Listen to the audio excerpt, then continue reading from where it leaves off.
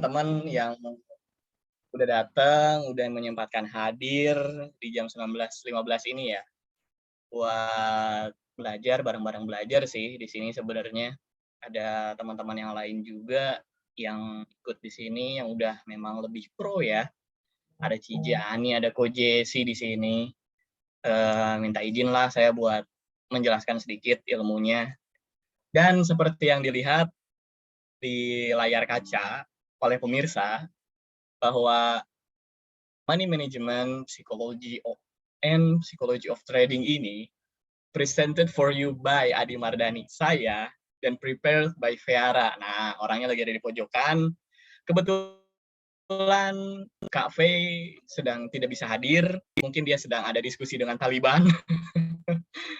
Jadi dia nggak bisa hadir, diwakilkan oleh saya, tapi ini adalah materi yang udah di-brief oleh Kak Faye, saya, buat disampaikan ke teman-teman. Kita mulai aja ya. Udah 19.16, oke lah, kita mulai jalan. Sebelumnya, ini sih yang diawali first thing first kalau Vera bilang. Bahwa money management dan juga psikologi trading itu adalah hal yang sangat penting di dalam ya bursa maupun nanti masuknya ke forex dan yang lain-lain. Oke, kita mulai. How to protect your capital. Jadi pertama, membagi modal, membatasi kerugian, melakukan entry dan exit sesuai trading plan. Oke, kita bahas satu-satu ya. Pertama, membagi modal. Membagi modal ini contohnya adalah seperti di BBK mode 1, ya kan, dibagi sampai 18 saham. Setelah itu kita akan membuat saham itu berapa jumlahnya, nominalnya, positioning dan sizingnya seperti apa. Kenapa sih dibuat seperti itu? Karena satu, agar kita bisa tahu punya benchmark satu terhadap saham tersebut seperti apa. Dan dua, misalnya dari modal yang segitu tuh bisa menghasilkan berapa sih dari yang kita punya, ya kan? Itu gunanya membagi modal. Dan juga kalau misalnya kita ada kerugian, nggak semuanya drawdown, semuanya kena kerugian. Jadi ada beberapa saham yang rugi, ada beberapa saham yang untung. Itu salah satu hal money management itu sangat penting.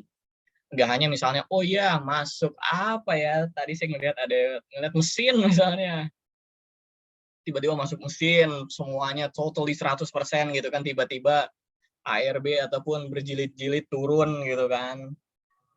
Ya, modal kita akan tergerus di situ. Oke, berikutnya, membatasi kerugian. Membatasi kerugian ini adalah seperti halnya di BBK mode 1. Jadi ketika sudah mencapai stop loss-nya 6,5%, maka akan terjual otomatis. Kalau di OLT-nya ya, itu oh iya saya sekalian kasih tahu di BBK untuk yang ngikutin mode 1 tolong dicari auto ordernya untuk stop loss ya kan. Biar kita bisa membatasi kerugian kita. Wasun dulu dan Prof UK merancang mendesain BBK trading system biar bisa dulu awalnya 5% teman-teman. 5% kerugiannya. Membatasi kerugiannya di BBK trading system. Hanya saja kenapa bisa berubah ke 6,5%? Dulu di BBK kalau teman-teman ngikutin dari dulu ya, sempat menjadi benchmark dari room-room yang lain. Karena apa? Dengan karismanya Ko Asun kita bisa banyak menggerakkan harga di market kita gitu. Teman-teman BBK bisa ngelihat bandar mulai ngumpulin apa, terus kita ngekor dan saham itu banyak yang jalan.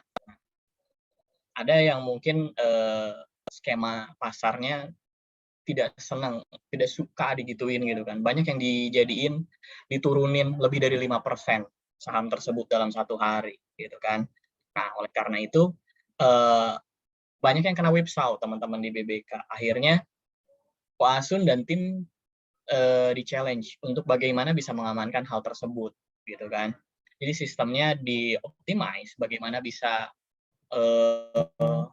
memberikan profit yang lebih dan juga kita melonggarkan sedikit di bagian sisi kerugiannya, makanya naik ke 6,5%. Dan juga ketika saham tersebut turun di bawah 6,5%, yaitu sampai ke 7%, itu akan menjadi sentimen buruk di bursa, gitu kan.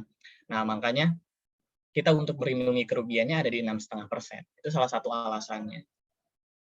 Oke, teman-teman mau pakai mode berapapun, gitu ya, di BBK ataupun teman-teman yang udah terbiasa trading, yang penting teman-teman tahu batas stop loss-nya kita di mana. Saya sempat ngomong sama Cijani juga yang memang udah biasa menggunakan fast trade ya, one day trading ataupun dia hanya mengambil beberapa tick, beberapa persen. Dia bilang yang penting lu punya barang di situ, lu tahu target lu berapa, stop loss lu berapa. Pernah nggak sih nggak pakai stop loss? Enggak, katanya dia bisa ngeri juga. Katanya. Kalau misalnya gua nggak keburu gimana? Gitu. Even Cijani ataupun Cafe yang biasa main di apa forex, terkadang di face trade kayak gitu, ya dia pakai stop loss-nya dia tahu berapa. Ya, tidak mesti auto gitu, tidak mesti auto. Mereka tahu di batas sekian kalau misalnya mengalami kerugian, oke, jual gitu. Just leave it kayak gitu aja. Melakukan entry exit sesuai trading plan. Hal yang tadi juga sama. Jadi kita tahu setelah berapa persen kenaikan. Kalau yang fast trade misalnya, kenaikan berapa persen? 7%, gua akan taking profit gitu. Dah exit gitu. Exit di situ. Karena dia nanti naik lagi atau enggak, ya rewrite lagi gitu. Dan kalau misalnya nanti dia mengalami penurunan, ya udah stop loss, exit juga gitu. Gak perlu nanti ini mungkin naik, nanti cuman kan kapan? Sesuai time frame ya teman-teman. Kalau misalnya apa yang tradingnya harian, tradingnya bisa mingguan, bulanan, kita sesuaikan hal tersebut. Oke. Kita lanjut ya. Oh ya, kalau yang mau ada pertanyaan nanti saya kasih pertanyaan. Tapi intinya sih sekarang obrolannya sebetulnya ringan-ringan aja, cuman krusial. Gitu kan yang sering terjadi di bursa tuh kayak gitu. Kita hanya pasang oke, udah masukin aja, hajar kanan aja, berapa, entahlah masukin jebret, pas rugi bingung, sakit kepala gitu kan. Udah masukin sekian, wah ternyata kurang banyak gua masukin. Nah, hal-hal kayak gitu yang mengganggu sebetulnya. Oke, balik lagi kayak awal tadi. Membagi modal BBK mode 1 18 saham. Mode 2 BBK 7 sampai 8 saham. Mode bebas berapapun senyamannya semampunya. Oke. BBK mode 1 18 saham. Kenapa 18 saham? Karena satu, dalam trading sistemnya dibuat itu menjadi 18 paling maksimum portofolio dari sistem tersebut bisa menggunakan. Ya. Jadi gunanya adalah biar tidak terlalu banyak dan tidak terlalu sedikit saham yang bisa kita monitor. Ya.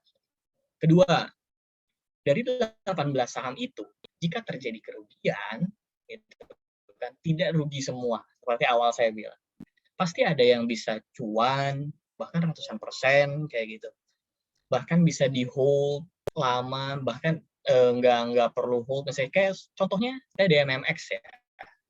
DMMX saya masih hold sampai sekarang, walaupun di BBK sudah ada sinyal exit. Kadang-kadang ada yang nanya, kenapa kan di BBK udah nyuruh sell? Satu, pertama, kalau kita ngikutin aturannya BBK dari awal, kita akan tahu bahwa setiap adanya kenaikan dari saham tersebut, maka kita akan adjust trailing stop, ya kan? Kita akan adjust terus trailing stopnya selama dia naik, ya biarin aja, begitu. Itu yang saya pakai pertama. Kenapa saya tidak jual? Walaupun itu ada sinyal sell ya, karena apa?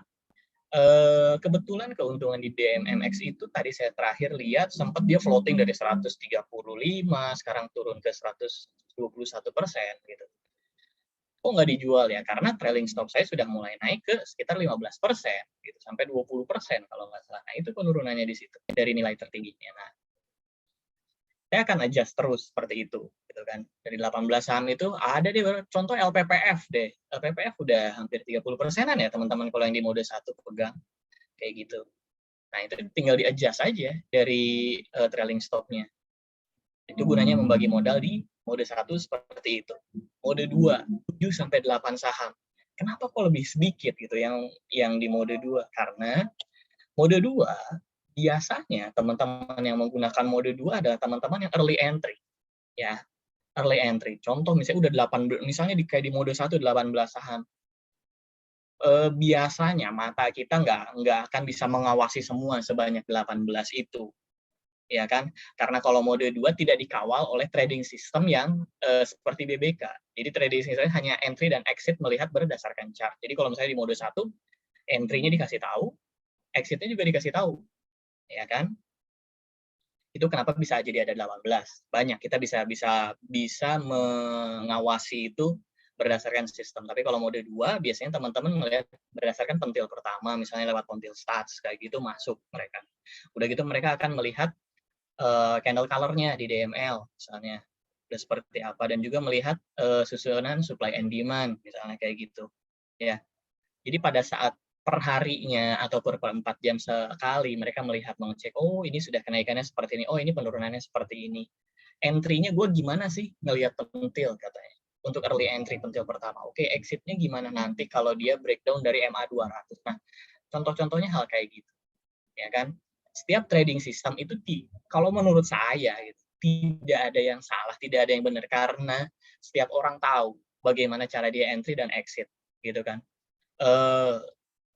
Kelebihan dan kekurangannya mereka tahu. Contoh misalnya di mode 1 beberapa orang ada yang chat saya. Kenapa ya kalau di mode 1 kadang-kadang udah ketinggalan udah naik 7% dan yang lain-lain kayak gitu. Teman-teman yang mode 2 untuk mengakali hal tersebut, mencari early entry-nya, tentu saja dibarengi dengan resikonya. Anggap kalau di mode 1 saham tersebut nggak jadi naik misalnya 7% gitu kan. Malah dia balik ke bawah. Otomatis mereka cut loss lebih dulu dong, ada kerugian yang mereka terima juga dong. Sama halnya misalnya di BBK mode 1 misalnya sahamnya udah naik 7%, ya teman-teman yang di mode 2 mungkin udah dapat 7% duluan gitu kan. Kita ngikutin mengekor berikutnya. Ya sama-sama aja gitu kan. Tapi kita lebih aman tidak menerima kerugian awal misalnya kalau misalnya dia tuh seperti itu. Yang berikutnya mode bebas. Ini contohnya ya kayak Cijani, Cafe, Kojesi dan yang lain-lain. Pabams, mungkin ada Pabams ya. Tadi saya lihat ada di jajaran member yang baru masuk. Ya, mode bebas ya, berapapun senyamannya dan semampunya. Jadi teman-teman kalau udah di mode 1, kenapa sih mode 1 penting? Karena teman-teman belajar disiplin, bagaimana menjalankan sebuah trading plan.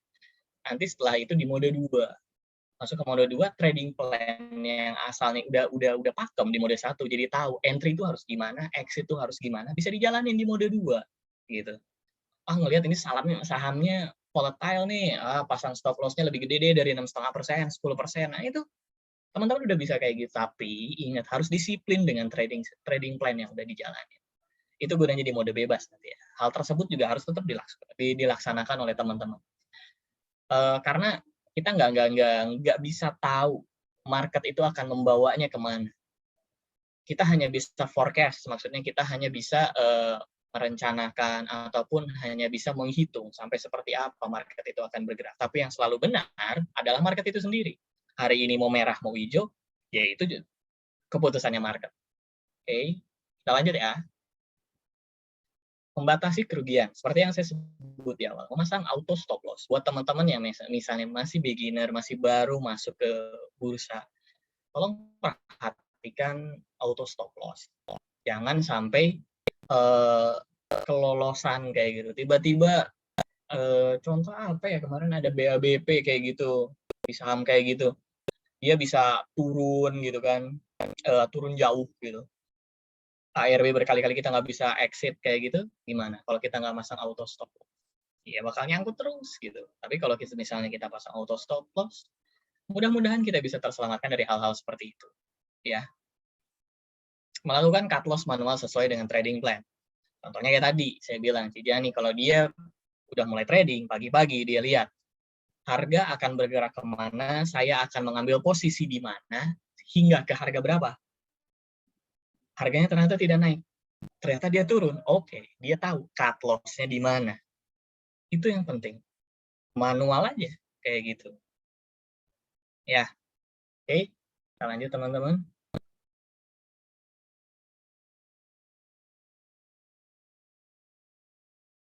Melakukan entry exit sesuai trading plan. Susun dulu trading plan, bukan entry dulu. Ya ini benar. Kadang-kadang teman-teman, wah ini sahamnya naik nih, udah entry dulu. Tapi nanti exitnya kapan ya gitu ya? Exitnya berdasarkan apa ya? Kalau rugi, kalau dia turun, gimana ya gitu kan? Kita mau di harga berapa nanti cut loss? Kita nanti mau taking profit di mana ya? Jadi pas kita ngeliat saham, teman-teman yang udah jam terbangnya tinggi kayak Cijani, oh ngelihat dari chart 15 menitannya dia bakalan naik ke harga tertingginya. Oke, kita pasang di situ. Nanti kalau dia turun, misalnya di moving average 20-nya, oke nanti kita cut loss. Nah, hal seperti itu udah disiapkan duluan. Ternyata sekarang candle-nya doji, oke price in kata dia.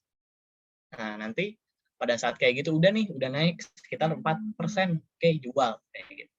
Oh, ternyata nanti naik kan 5% lagi, oke price in lagi kayak gitu. Udah punya trading plan-nya tanpa harus kita bingung pas masuk, tar dulu. Kok cut loss di mana ya gitu ya? Harga berapa ya? Harganya udah turun duluan. Kita bingung. Kayak gitu ya. Jangan sampai kayak gitu. Single atau multiple entry exit sesuai dengan kemampuan atau waktu. Seperti tadi. Kalau di BBK mode 1, biasanya saya menggunakan multiple entry. Ya, kalau misalnya saya lagi bisa mengawasi di kantor gitu, saya lagi di ruang engine room, saya lagi jaga di kantor, saya biasanya multiple entry. Lagi bagiannya saya di kantor, saya lihat di market pagi kayak gitu, ada masuk BBK list setengah 10, oh ini listnya kayak gitu. Nanti saya akan masuk di sekitar jam 11 lebih 11.15 lah. Itu akan saya masukin 50%, 30% sampai 50% untuk salah satu saham. Ya. Nah, setelah itu nanti saya akan masukin lagi ya di akhir hari menjelang EOD di 14.40 gitu.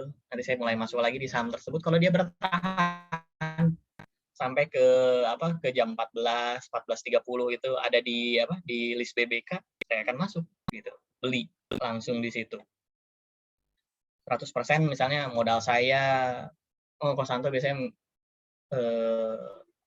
memodelkannya 180 juta misalnya. Udah, berarti dalam hal ini dibagi 18 berarti 10 juta dong, misalnya satu emiten kayak gitu. Nah, untuk masuk di awal ya masuk 30 juta 3 juta dulu.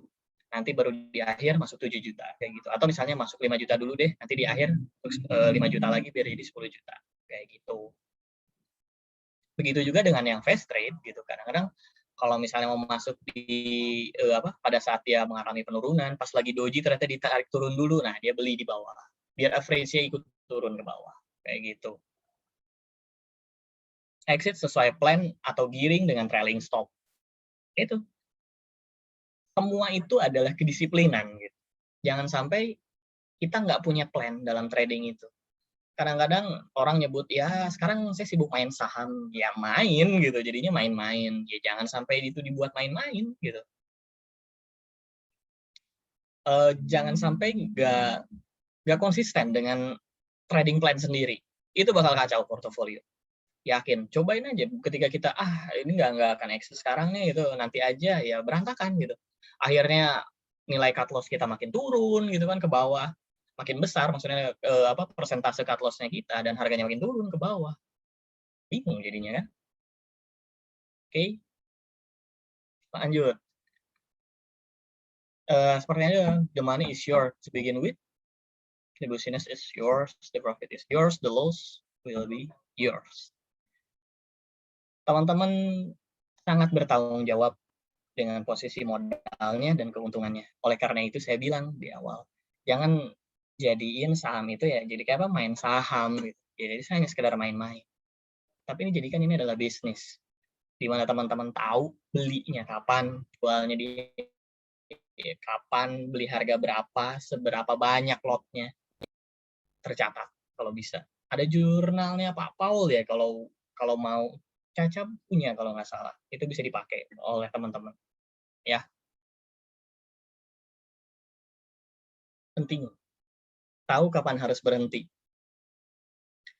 Ini kadang-kadang yang menjadi krusial ya buat teman-teman yang baru melihat bursa kayak gitu.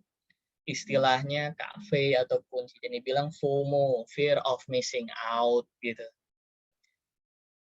Pada saat saham itu lagi naik kayak gitu, lagi makan kanan terus lagi naik tinggi, kita kadang-kadang kalau kita entry di sini bisa nggak ya, udah kayak gitu kita dapat penanjakan yang sama gitu, ini arah nggak ya, itulah trading plan gitu.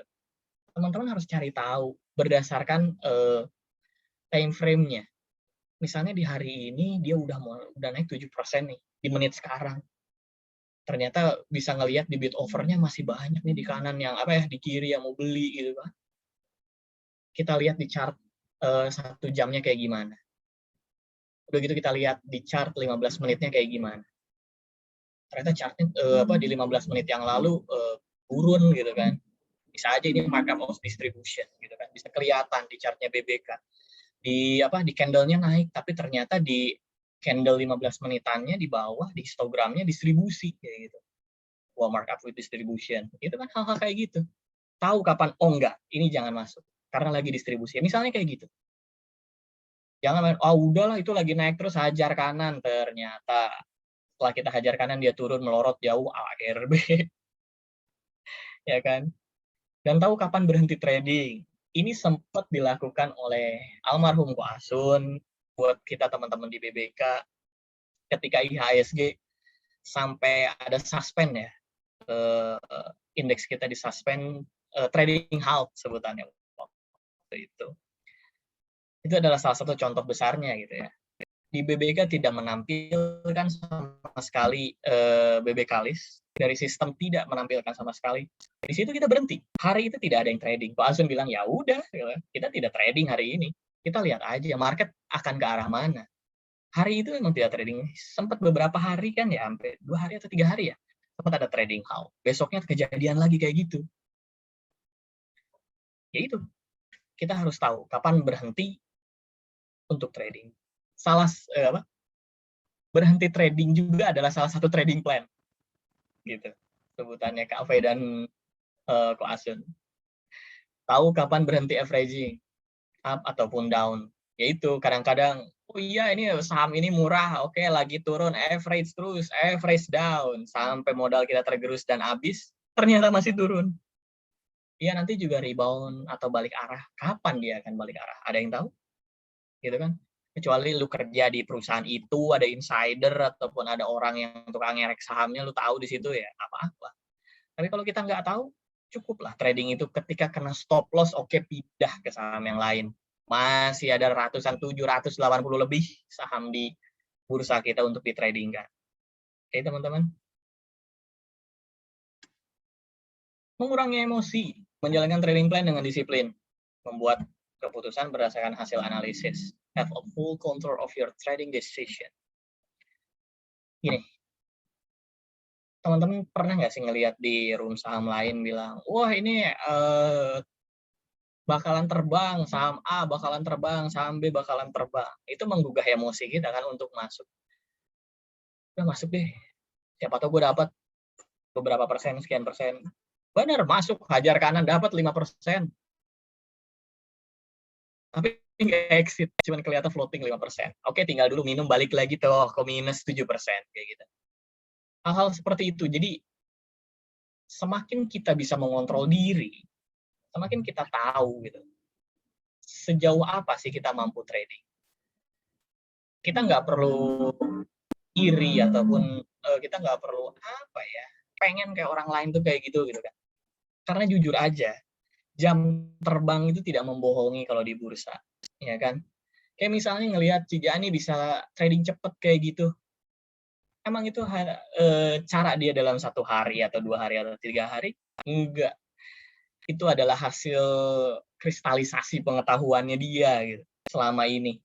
Kak Faye bisa di forex beberapa pips dapat dan udah sehari bisa dapat sekian ratus ribu atau juta. Itu kan bukan hasil 1 hari gitu.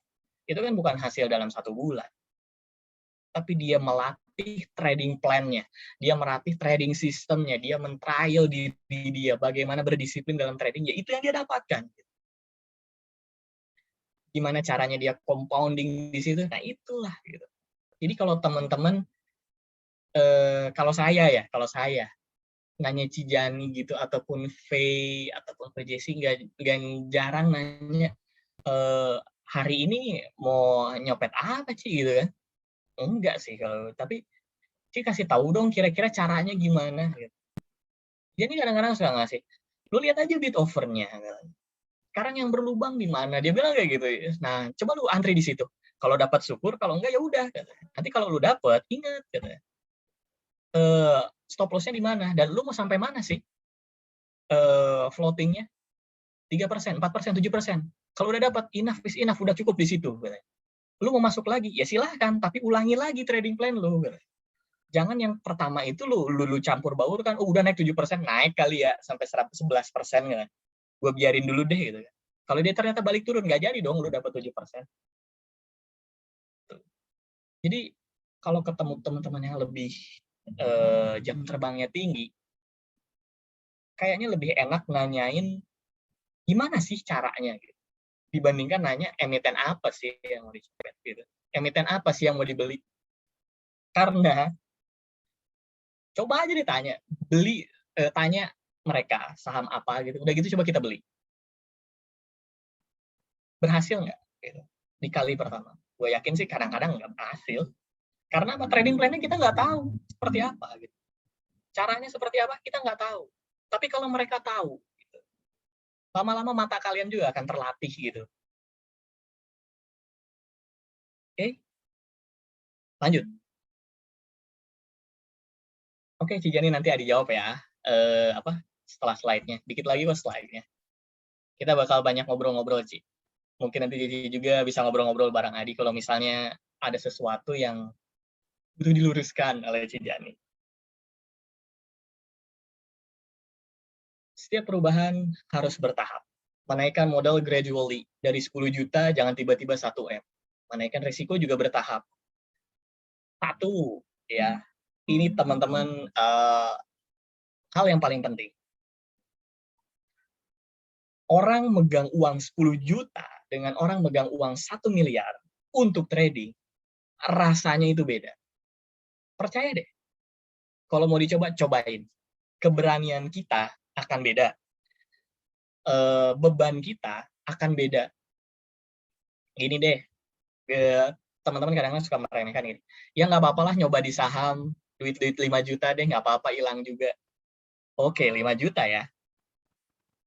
Ingat dulu di situ, 5 juta ternyata kita trading.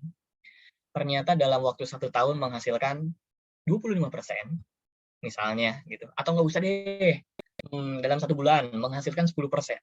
Langsung teman-teman, wah harusnya waktu itu gue naikin aja nih, gitu kan. Udah deh naik 50 juta deh gue masukin.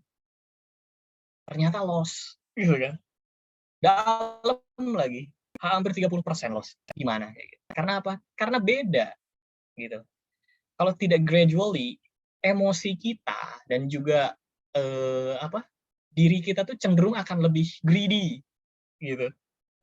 Udahlah masukin aja, kemarin juga masuk segitu, kemarin juga gue masuk di situ untung. Nanti ujung-ujungnya kemarin gue untung, kenapa di sini enggak ya? Karena semakin kita pegang uang yang lebih besar, capitalnya besar gitu, semakin kita harus mengalokasikan itu dengan baik. Ya kan? Contoh gini, teman-teman beli saham 100 perakan deh kayak gitu, atau beli sahamnya Bumi kayak gitu, masuk 1 miliar di situ. Bisa exit nggak? Ada nggak bid-nya di kiri? Salah satunya adalah hal tersebut. Gitu. Orang yang makin besar sizing-nya, dia juga akan berpikir bagaimana cara exit-nya dari salah satu saham. Tiba-tiba dia mau keluar dengan sebegitu besarnya, total lot-nya besar gitu, dan ternyata di bid-nya nggak ada, bid-nya cuma ada 500, 300 lot kayak gitu. Gimana cara exit-nya? Itu gitu. Jadi kita tahu, oh waktu saya pegang modal kecil, harus masuk ke saham yang seperti ini. Oh saya waktu megang modal yang sedang nih, menurut sizingnya kita ya, gitu. Yang sedang, saya masuknya saham ini bisa menghasilkan. Nanti kalau saya pegang yang besar, saya harus masuk saham ini. Jadi kita tahu, istilahnya kayak fund manager, mereka tahu persentase gimana sih menyimpan pembiayaan itu, menyimpan modal itu, ya. Contohnya, seorang fund manager mungkin akan memasukkan ke saham-saham yang berfundamentalnya bagus. Misalnya dia fund manager reksadana deh, gitu. 60%-nya mungkin mereka akan simpan di saham-saham LQ45, mungkin ya, ataupun di saham yang berfundamentalnya bagus. 60% di situ. Lalu sekitar di 25%-nya, ya kan, dia akan masukkan itu di saham-saham lapis 2, gitu kan, third liner. Gitu. Dia bisa tradingin di per minggu ataupun per bulan. Sisanya 15% ataupun 10% atau 5% di saham-saham yang memang volatilitasnya tinggi, agresif di situ. Jadi pada saat yang 60% ini compounding terus naik gitu kan, ataupun ada yang cut loss karena kena stop loss-nya, ya kan? Ada di bagian lain, di porsi lain yang menghasilkan. Misalnya di bagian second liner-nya dia menghasilin ada yang sampai 100%, ada yang 50% kayak gitu. Ya kan? Itu bisa nanti dimasukin ke yang 60% modalnya kayak gitu. Ya. Ada cuan nih di yang third liner, di saham-saham agresif, saham-saham volatile gitu. Cuannya dipindahin ke yang saham second liner kayak gitu. Terus itu akan compounding kayak gitu.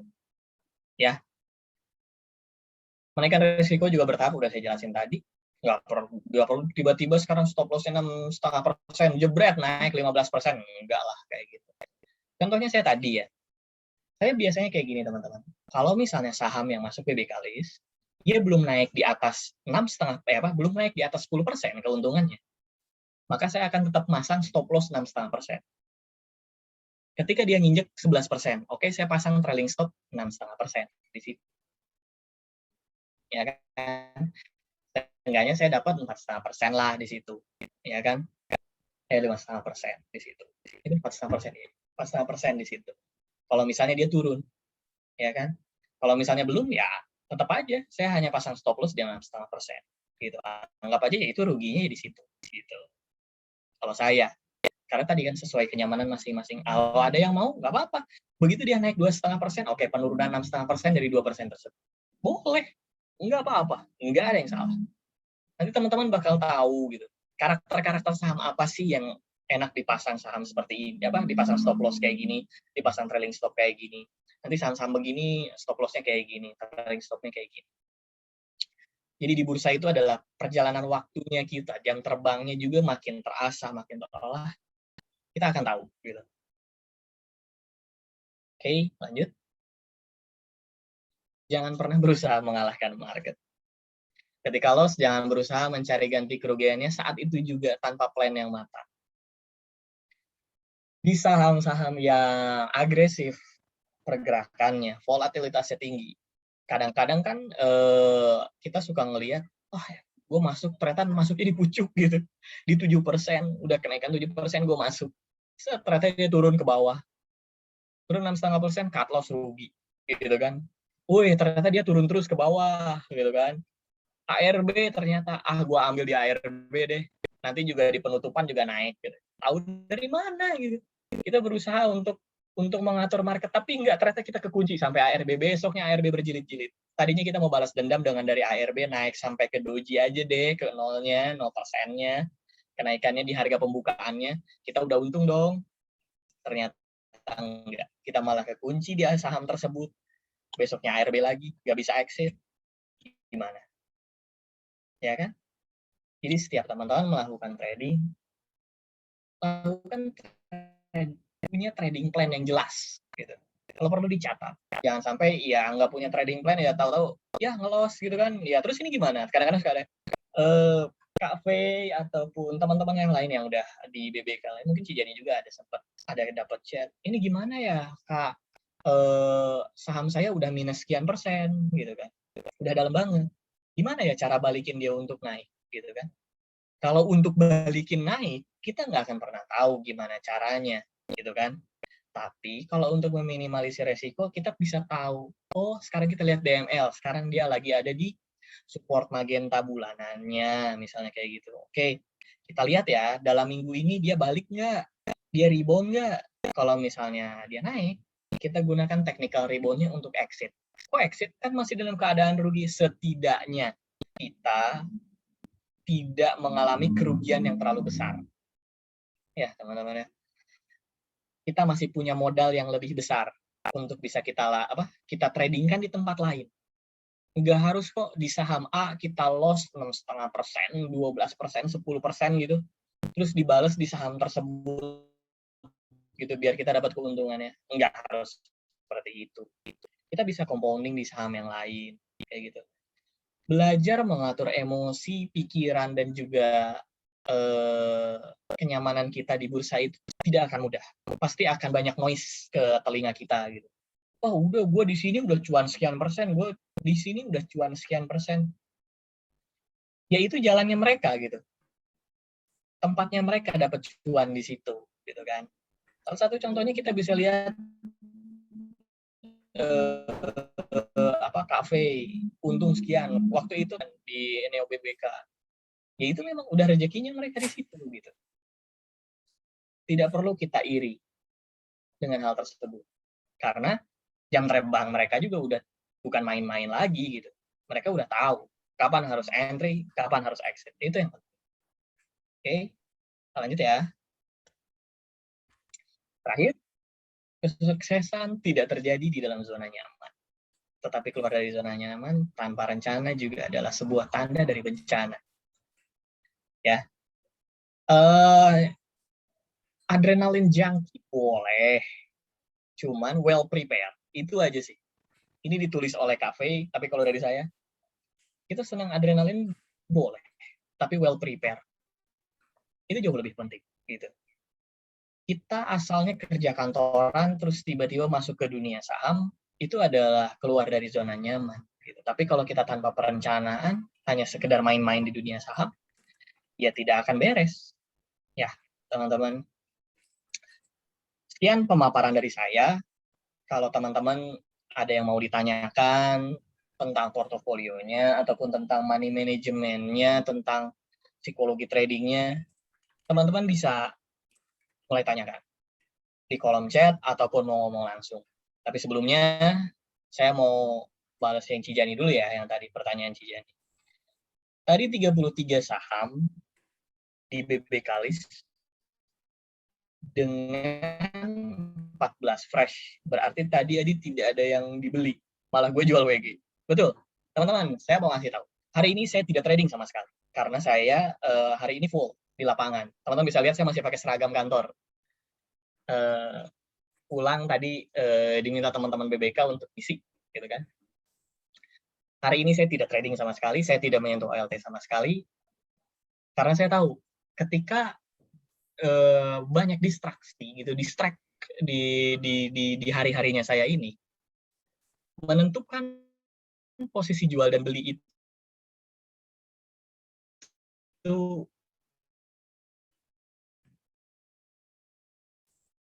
nanti jadinya kacau. Makanya saya udah lebih melepaskan stop ataupun stop loss ya malam-malam kayak gini. Setelah selesai kerja atau apa, saya akan adjust itu. Tapi kalau saya misalnya memang tidak punya dan tidak bisa fokus, saya tidak akan megang OLT. Berarti tidak trading dong, tidak trading. Melewatkan kesempatan Cijani cuan di WG dong tadi. Ya, itu adalah jalannya Cijani dalam bertrading, gitu kan? Dia mainnya pace trade. Kalau saya lebih ke swing, udah, gitu. Tidak ada yang salah dan tidak perlu dipersalahkan, gitu. Ya, 14 fresh, nggak ada yang saya beli Cijani hari ini. Saya nggak beli. Karena hari ini nggak pegang OLT sama sekali, full hari ini di lapangan, hampir ke 4 tempat di Jakarta hari ini. Kalau multiple exit di keluar dulu separuh di 11.30 pernah nggak? Pernah. Pernah. Di setengah sesi awal karena dia udah mulai ARB. Waktu itu apa ya? Agro. Iya, agro pernah ARB. Saya keluar 50% dari total yang ada di portofolio si agro itu. Saya keluarin 50% karena ARB gitu. Karena ngelihat historicalnya kalau dia ARB minimal 2 kali tuh kan. Daripada full semua dapat kena ARB, lebih baik 50% yang kena ARB-nya. 50% itu saya exit. Pas lagi mau ngejar ARB ternyata bisa exit saya 50% dari total yang ada di portofolio Cija. Itu. Kan Cijani bilang ketika itu sudah cukup ya cukup gitu. Oke. Oke Kak V, hati-hati di jalan ya.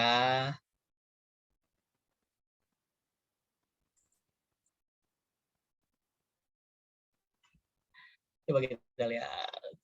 Ada lagi nggak? Oh, maksudnya mode 1 kan udah 18 emiten gitu. Oh, gitu. Iya, iya, iya, iya. Kalau udah 18 emiten, ya dia cuma nunggu sih. Nunggu aja mana yang kena trailing stop dan mana yang kena stop loss. Ketika nanti kena trailing stop atau stop loss, ya masukin yang baru gitu. Hari itu ada sih, hari itu ada nggak sih yang kena gitu. Atau enggak? Biasanya Pak Bams pernah ngasih tips ke saya dulu ini soal di mode 1 ya. Kalau misalnya udah 2 hari nggak keluar di BB Kalis, tapi kita udah full nih 18 saham, kita lihat cari yang profitnya, yang gainingnya itu paling kecil misalnya. Dari 18 saham itu ada yang cuma 1%. Nah itu boleh kita take profit, kita tukar sama yang baru kalau lu mau. Tapi jangan banyak-banyak. Maksudnya jangan banyak-banyak, 2 atau 3 boleh. Kalau misalnya jangan sampai diganti sampai 8, sampai 5, kayak apa 8, 10 diganti kayak gitu sama yang baru tadi Kijani bilang ada 14 yang baru. Jangan kayak gitu. Karena belum tentu, Pak Bamsi bilang, yang kita masukin itu akan menghasilkan untung besoknya. Besok bisa aja dianya malah jadi loss gitu kan. Kalau misalnya untung ya bagus gitu. Tapi kalau misalnya enggak, ya itu resiko yang harus kita tanggung juga kan. Oleh karena itu nggak boleh banyak-banyak. Oke. Okay.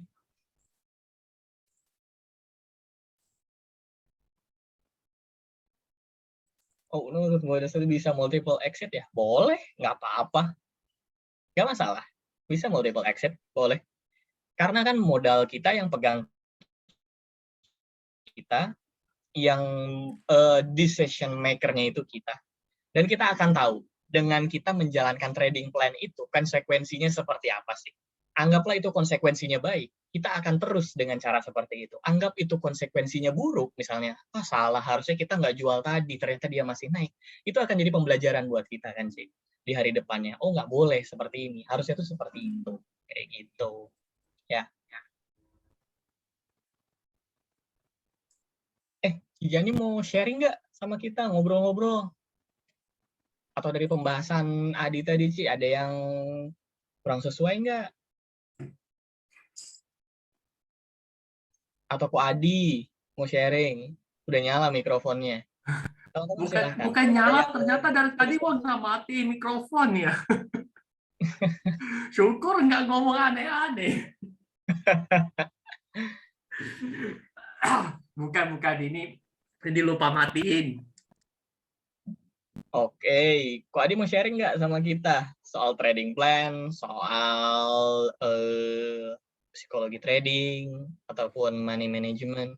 Mungkin lebih bagusnya gimana ya dia? Teman-teman yang nanya aja lah ya. Kadang kalau kita sharing, kita cerita belum tentu yang dibutuhkan ya misalnya kan. Nah, Iya. jadi teman-teman di sini kan hadir kan 40-an nih, termasuk ya kami-kami yang masih udah 40 lah ya. Nah, kira-kira selama ini trading di BBK, ya kan, ataupun dekat-dekat ini, mungkin ada kendala apa, ya apa yang mau diceritain, mau ditanyain. Silakan, mumpung Adi ada di situ, bukan saya Adi. Nah, ayo atau mau nanya-nanya saham, biasanya kan paling suka nanya nih, saham ini Boleh. gimana? Nggak apa-apa, kita bahas bareng-bareng aja. Iya, Ya. saham itu gimana? Ya kan? IHSG gimana? IHSG mungkin tadi udah bahas ya, saya nggak tahu ya. Ntar gue ngambil minum dulu ya.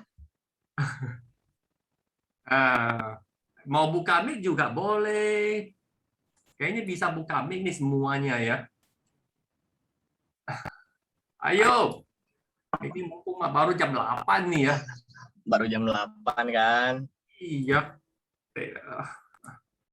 Penjelasan gue simpel-simpel aja sih sebenarnya. Karena Atau ada ya, mau nanya tentang penjelasan Om Adi tadi. Wah sih nggak bisa nanya, wah baru masuk. Benar gue aku mau sih. lihat IHSG hari ini gimana ya? Belum lihat market hari ini beneran deh. Nah, Coba.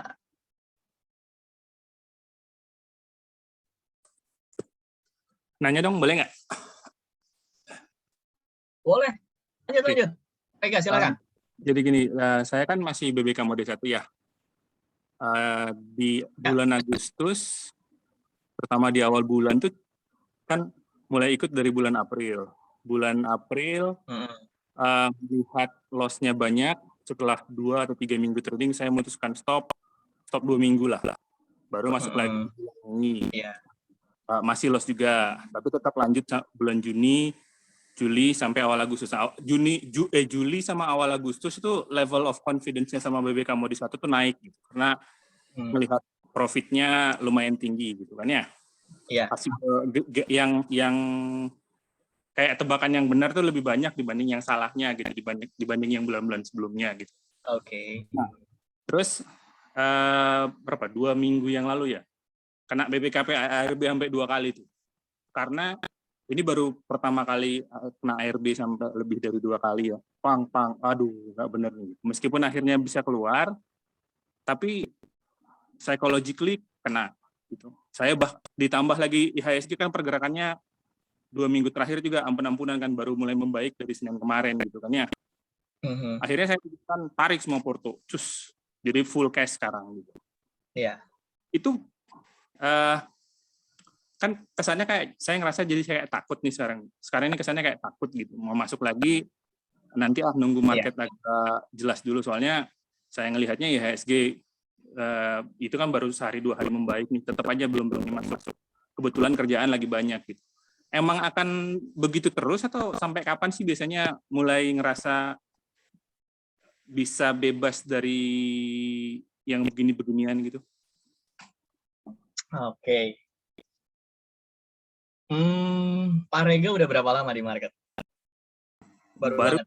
Baru mulai ya? Baru mulai belajarnya juga dari Februari atau Maret kali ya, makanya April memutuskan ikut BBK gitu. Iya.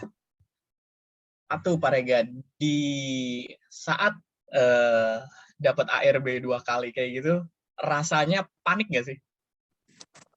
Karena profitnya masih gede sih sebenarnya nggak terlalu yang gimana-gimana ya, tapi ujungnya jadi berpikir gitu bahwa berarti kan awalnya confidence sama BBK Modis itu bagus ya. Terus berpikir ternyata saham BBK juga tidak lolos jebakan ARB yang nggak ngasih jalan keluar ternyata gitu ya. Terus jadi mikir ke depannya akan kayak gimana ya gitu. Gara-gara mikir begitu ujungnya jadi ditambah lagi yang IHSG itu, jadi kontribusinya banyak itu IHSG, ujungnya ya udah jadi kayak takut gitu. Jadi sekarang tarik dulu, nanti lihat lagi gitu. Oke, saya jelasin. Enggak masalah sama sekali kayak gitu. Itu adalah hal lazim, mau ditarik semua itu adalah keputusan Pak Rega. Tadi saya mengutip sedikit, ternyata saham BBK tidak lepas juga dari jebakan ARB gitu.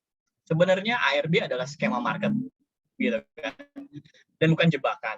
Kita di market hanya bisa forecast seperti yang saya bilang. Jadi kita tidak hanya melihat market itu akan seperti apa. Kita hanya tidak hanya beraksi terhadap market. Ketika marketnya bagus kita masuk, tapi kita bereaksi terhadap market. Ketika marketnya merah seperti apa, ketika marketnya hijau seperti apa. Gini Pak Rega, ketika mendapatkan ARB kayak gitu, buat teman-teman yang sudah lama di bursa, mungkin itu adalah hal lumrah ya, sudah biasa terjadi, dan itu harus kita counter dengan baik. Salah satu caranya adalah dengan stop loss dan trailing stop. Kebetulan Pak Rega dalam posisi untung yang masih besar. Contoh gitu kan, kalau misalnya pada saat kita beli dan besoknya ARB, itu adalah hal yang sedikit tidak mengenakan kalau menurut saya ya. Saya terjadi ini waktu kemarin kita lagi testing untuk trading system yang baru yang dibuat Prof UK. Di beberapa saham yang third-liner, saya coba masuk, dan akhir ARB sampai 4 hari. Kenapa bisa tenang? Karena salah satunya adalah sizing-nya kita, Pak Rega. Sizing kita tidak terlalu besar. Karena apa? Kita lagi modenya adalah kita lagi sedang men-trial sebuah trading system gitu. Walaupun itu dengan real money, tapi sizing saya tidak besar kayak gitu. Makanya saya tahu dia kalaupun dia ARB, kerugiannya itu tidak terlalu besar. Jadi kalau Pak Rega tarik semua sekarang, semua dari portofolio, gimana sih caranya untuk memulai lagi, untuk menumbuhkan kepercayaan lagi? Sizing-nya dikurangi kalau sekarang. Misalnya asalnya masuk 10 juta, oke, 50%-nya kita masuk 5 juta. Nanti kelihatan nih IHSG udah mulai membaik, udah mulai keren gitu kan. Masuk baru semuanya full gitu. Dulu Ko Asun sering bilang, oke, di bulan ini katanya money management kita 20%, kata. Berarti kalau 100 juta hanya sekitar 20 juta yang kita pakai trading. Hal kayak gitu. Gunanya apa? Karena musim-musimnya IHSG lagi naik turun dengan tidak jelas kayak gitu, mau naik mau turun, ternyata dia hanya konsolidasi gitu di situ, ya kan? Sizing-nya yang harus kita latih, Pak Rega. Jadi untuk bisa menumbuhkan kepercayaan, kalau saya gitu di BBK mode 1, karena saya tahu sizing saya seperti apa, misalnya saya mau masuk 10 juta, melihat saham ini misalnya nih ya, di akhir hari ternyata dia udah naik 7% kayak gitu. Pas saya lihat, oh akumulasinya bagus, oke saya masuk kayak gitu. Terkadang kalau misalnya pas ngelihat ini sahamnya kayaknya menurut preferensi saya gitu. Karena saya misalnya udah sering masuk OADRO tapi nggak cuan di saya. Oke, size-nya saya turunin. Gitu. Sizing-nya saya turunin. Saya masukin sizing-nya misalnya asalnya 10 juta, misalnya jadi sekitar 5 juta, 50%. Ataupun 7 juta, 70%-nya aja. Hal-hal tersebut yang nantinya, Pak Rega, kita akan tahu nih, ini saham kalau udah kayak gini nih, penurunannya kayak gini, ini bakalan ARB. Oke, kita take profit dulu deh, 50%. Hal-hal tersebut yang kalau menurut saya ya Pak Rega ya, bukan mensyukuri apa yang Bapak dapatkan, misalnya dapat ARB kayak gitu, terus saya mensyukuri, tapi itu adalah pembelajaran yang berharga kalau menurut saya. Jadi kita tahu bagaimana sebuah sizing, timing kayak gitu. Dalam kita bertrading itu amatlah penting. Ya, pemilihan saham juga itu amatlah penting. Kalau menurut saya seperti itu. Jawaban simpelnya, bagaimana caranya biar kita bisa berani lagi turun ke market? Sizingnya kita kurangin dulu. Biar kita mengurangi rasa was-wasnya lah kalau misalnya terjadi penurunan lagi kayak gitu gimana ya. Nanti seiring dengan jalannya waktu, oh gua tahu nih flow-nya kayak gini, kita akan nambah secara gradually. Kayak gitu Pak Rega. Tipikal seiring dengan waktunya itu berapa tahun sih biasanya, Mas? Aku pengen tahu itu aja sih sebenarnya.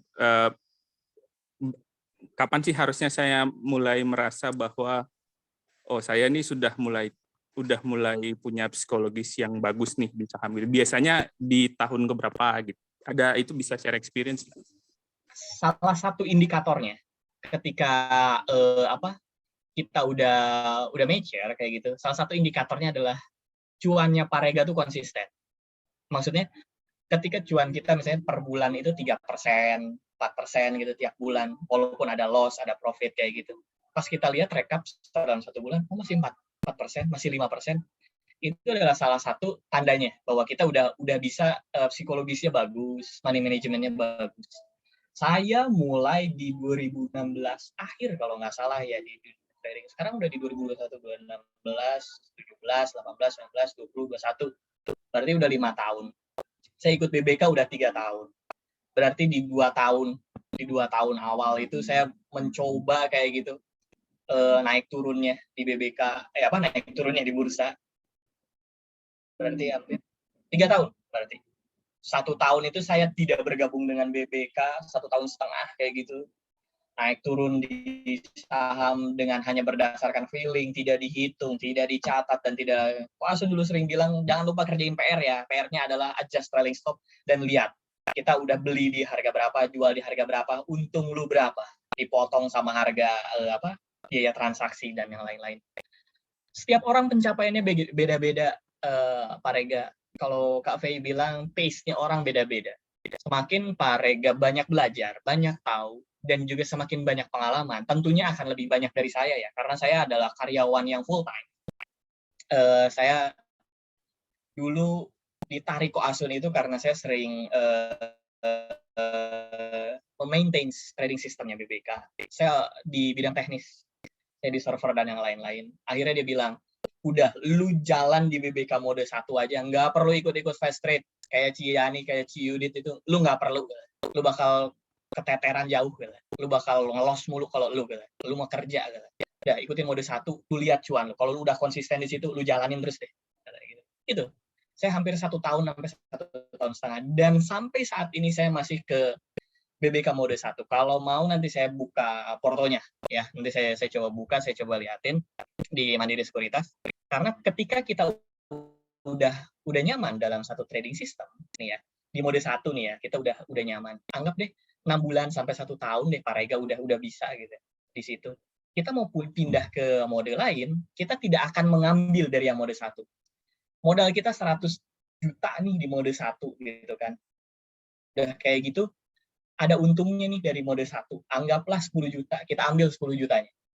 Kita pengen nyobain caranya mode 2 gimana sih teman-teman yang lain. Cara-caranya Cijani, cara-caranya Yudit, cara-caranya Prof UK, caranya Ko Erik, gitu kan. Gimana sih caranya? Kayak gitu. Ambil 10 jutanya itu. Kembali lagi saya bilang, sizing 10 juta ini adalah per 10%-nya kan, dari 100% yang kita punya. Kita coba trading dengan mode 2. Hasilnya gimana sih dalam 1 bulan ataupun 2 bulan? Cuan coy, lebih gede dari mode 1. Oh bagus, lanjutin, konsistenin di situ. Tapi yang mode 1 gimana? Biarin dia ngegulung. Itu kan udah jalan sendiri kan, kita tinggal lihat BB kali masuk, entry exit di situ. Biarin dia ngegulung. Di mode 2, kita kan lebih fokus baca chart, belajar technical analysis, lihat volume, dan yang lain-lain. Ternyata di situ juga bagus. Udah, kita punya 2 dong. Yang satu masih ngegulung, yang satu di tradingin jalan. Ya kan? Jadi salah satu indikatornya adalah kita udah bisa cuannya konsisten. Nggak perlu plek-plekan gitu kan, tiap bulan tuh 4%. Enggak. 3%, 4%, 5%. Oh, bulan ini 3%. Oh, ini IHSG-nya lagi jelek, bulan Agustus gini kan, lagi kurang bagus, kemarin turun-turun banget. Ah, cuma 3%. Ya wis, oke, gitu kan. Yang penting kita masih untung, masih bisa beat the market gitu. Kalau saya sih pengalaman saya sekitar 1 tahun, hampir 1,5 tahun lah. Saya harus menjaga psikologi saya. Kalau Pak Rega kira saya nggak ngelihat, Cijani bisa 500.000 sehari gitu kan, bisa ngelihat 700.000 sehari. Nggak pengen? Iya pengen. Cuman beda stylenya, beda porsinya. Bisa nggak saya kayak gitu? Bisa.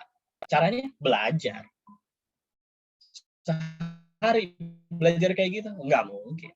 Buat saya ya, mungkin kalau orang lain bilang, belajar kayak gini sehari bisa kok. Buat saya nggak bisa secara pribadi.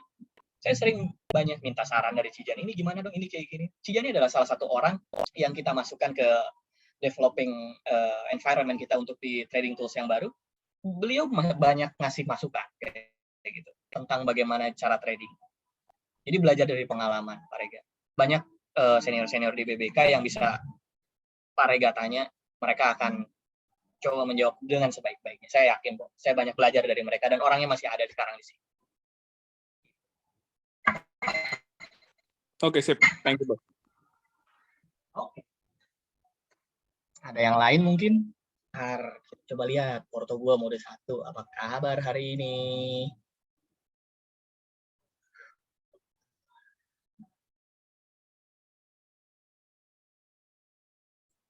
Kok Adi mungkin? Udah tadi Pak Rega udah nanya nih. Sekarang teman-teman yang lain gimana? Ada yang mau tanya-tanya nggak? Wah, yakin sih pasti ada kendala ya. Jangankan teman-teman trading, kami sendiri juga ada ya. Cuman ya selama trading masalah-masalah kendala-kendala kan itu aja, nggak lain ya. Udah beli, kena ARB, nggak bisa jual, jangan Rega, kami sendiri aja kena. Ya kan dia? Ya, betul. Oh ya bener, kios. Teman-teman bisa ngelihat. Saya pernah men-trial trading system itu di akhir Juli. Lihat. ARB berapa kali itu. Iya. Jadi sebenarnya gini loh ya. Trading di saham ini kan kayak kita berbisnis ya. Awal-awal kita bisnis, jangan kayak kita bilang gimana ya. Orang yang jago bisnis apakah selalu cuan? Orang yang berpengalaman di bidang bisnis sudah 10 tahun, 20 tahun, apakah dia nggak pernah mengalami kerugian? Tetap ada ya. Tetap ada. Ya. Nah, kenapa orang sering bilang dari 100 pengusaha bisnis, orang buka bisnis baru nih. Dari 100 bisnis baru, di 1 tahun pertama tinggal 30. Sering orang cerita gitu kan. Yang bisa tahan sampai 5 tahun, hanya 10. Bisa tahan di atas 10 tahun ke atas, hanya 1. Nah, di sini tadi saya dengar Rega cerita kan. Udah kena ARB, stop dulu nggak trading nih. Ya sama seperti mereka yang melakukan transaksi bisnis, terjadi kerugian, kalau stop nggak lakukan transaksi lagi, bisnis apa jalan lagi, ya kan? Makanya tadi Adi udah kasih solusi itu bagus ya, sizingnya dikurangin, tetap jalankan lagi, ya. Intinya sih saya pernah ingat, Carlson pernah cerita di trading saham ini kita hanya perlu satu poin paling penting ya. Dia ceritanya sih kita tetap harus jaga koin kita tetap ada untuk main. Ingat ada dia, benar nggak? Ya. Iya kan? Nah, jadi koin itu artinya kita main game loh. Kita main game, kita punya koin. Kita menang, koin kita bertambah. Kita kalah, koin kita berkurang. Ya kan? Nah, kita harus jaga gimana supaya kita bisa konsisten di sini terus. Itu dia. Jadi kalau gimana caranya tadi Adi udah ceritain. Saya cuma mau kasih tahu hal-hal begitu wajar. Dalam dekat-dekat ini Adi kena ARB. Saya juga kena banyak cut loss. Ya. Dengan teman-teman BBK yang sering PM, sering cek, saya sering kasih lihat kok, ini cut loss kok. Ini saya cut loss. Ya kan? Tapi overall secara keseluruhan ya kita masih bisa konsisten dari yang rugi. Ya trading itu bukan nggak rugi, bukan nggak cut loss, bukan nggak kena ARB ya, bukan. Ya. Tapi dari yang untung ya dengan yang cut loss, dengan yang kena ARB nggak bisa keluar, akhirnya jualnya rugi banyak. Secara jangka panjang masih untung, itu udah ya, itu aja. Nah, itu kira-kira lah tambahan dari saya ya. Kita lanjut lagi ke Om Adi nih. Nah, ada yang mau nanya lagi nggak ke Om Adi nih? Ayo. Kios ya. Kios gue nyangkut coy. Ada kota apa kios kan? Nggak bisa keluar Kios, lu kan? nggak pegang kota waktu itu. Kios waktu itu. Sang di situ gue. Oh, iya. Nih, salah satu gue mungkin ya. Ntar kita cek.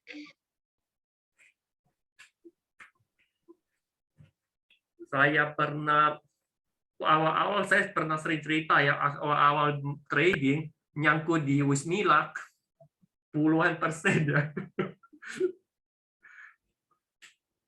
Puluhan persen nyangkut di Wismilak. Ya akhirnya dijual dengan rugi banyak ya.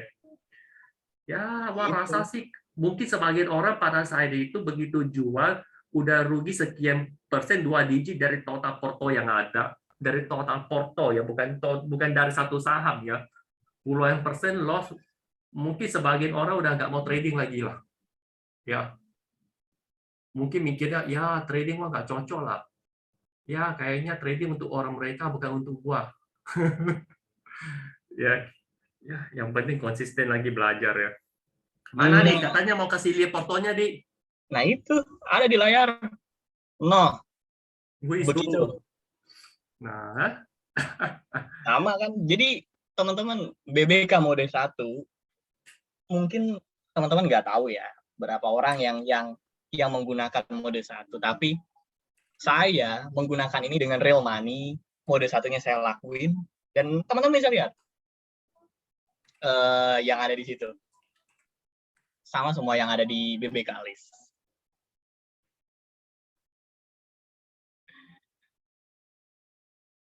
Om Santo lupa dijemur itu ya, lupa toh, gue lupa ngejemur kios, bukan masalah lupa jemur yang lain, lupa nggak gue angkat itu jemuran. Mau tanya Mas Adi, bagaimana manajemen untuk saham yang masuk BBK tapi sudah naik tinggi saat EOD untuk BBK mode 1?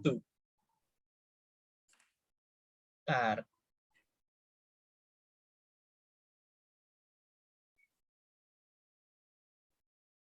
Om, saya juga kerja full time, sangat susah untuk monitor jam terang. Untuk ikut mode 1 dengan 18 emiten juga kewalahan. Saat ini masih belajar, bila masuk 1-2 dengan mode 2, caranya begini oke ya. Oke, kita jawab satu-satu ya. Ibu Resi, tadi bagaimana money management untuk saham yang masuk BBK list tapi sudah naik tinggi saat EOD untuk mode 1? Caranya seperti tadi. Oh, ini ya, saya ngerti. Caranya kayak tadi, Bu Resi, saya sempat bilang. sebetulnya trading lihat di jam-jam akhir-akhir sesi. Misalnya akhir sesi 1 gitu, kita lihat kita lihat di BBKalis ada apa aja.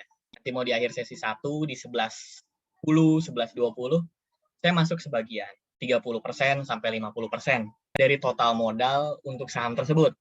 Misal contoh masuk ke MNCN gitu kan, yang di saya itu kemarin. MNCN saya lihat di satu sesi awal di 11.20, oke saya masukin 30% dulu gitu kan. 30% dari modalnya. Modal kita 10 juta, berarti 30%-nya adalah 3 juta. Nanti pada saat akhir hari gitu kan, dia udah naik tinggi nih. Setidaknya average kita akan terkurangi dengan yang 30% di awal. Jadi kita tidak masuk semua di harga tertingginya. Kayak gitu. Salah satu caranya kayak gitu, masuk 30% sampai 50%.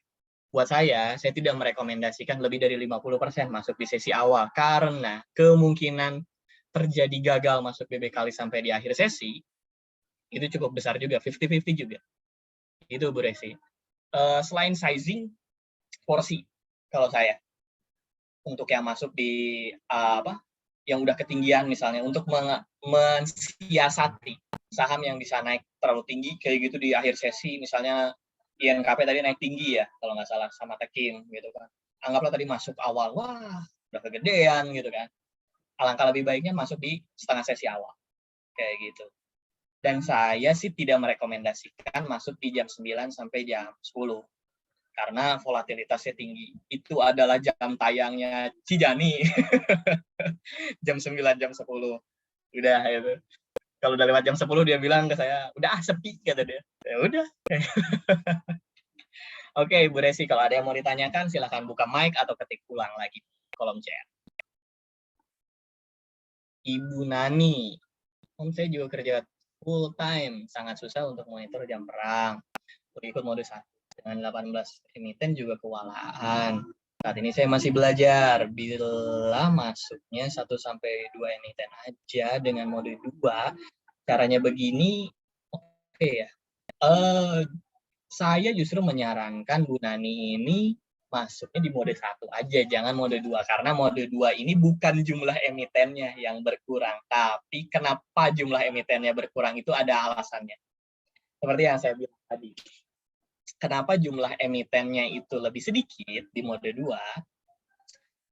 Saya coba buka slide-nya ya. Bentar.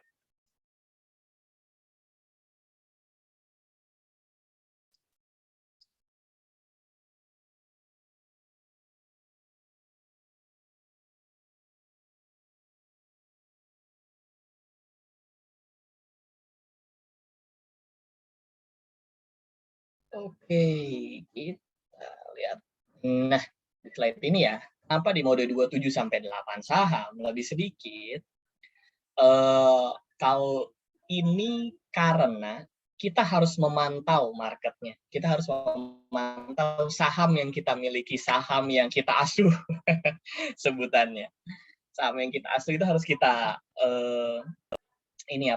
harus kita pantau dengan baik. Tapi kalau mode 1 itu kan dipantau by sistem juga, ya kan, secara regularly sistemnya akan memantau posisi portofolionya, gitu. Jadi kapan kita entry dan exit lebih terpantau justru di mode 1 dibandingkan di mode 2. Kalau mode 2 ini kita masuknya berdasarkan trading system apa, misalnya pakai pentil, kita masuk di situ masuk. Misalnya, nah nanti kita harus cek kita akan exitnya di mana, atau kita akan trailing stop di mana, stop loss di mana. Kita jadi mulai belajar untuk membaca chart, belajar technical analysis kayak gitu. Ada yang bilang, ya berarti kalau misalnya di mode 1 kita nggak belajar trading dong, itu ya hanya jual beli aja, belajar bodoh juga. Oh salah. Tahap awal untuk bisa trading adalah di mode 1. Kenapa? Berlatih kedisiplinan dalam trading.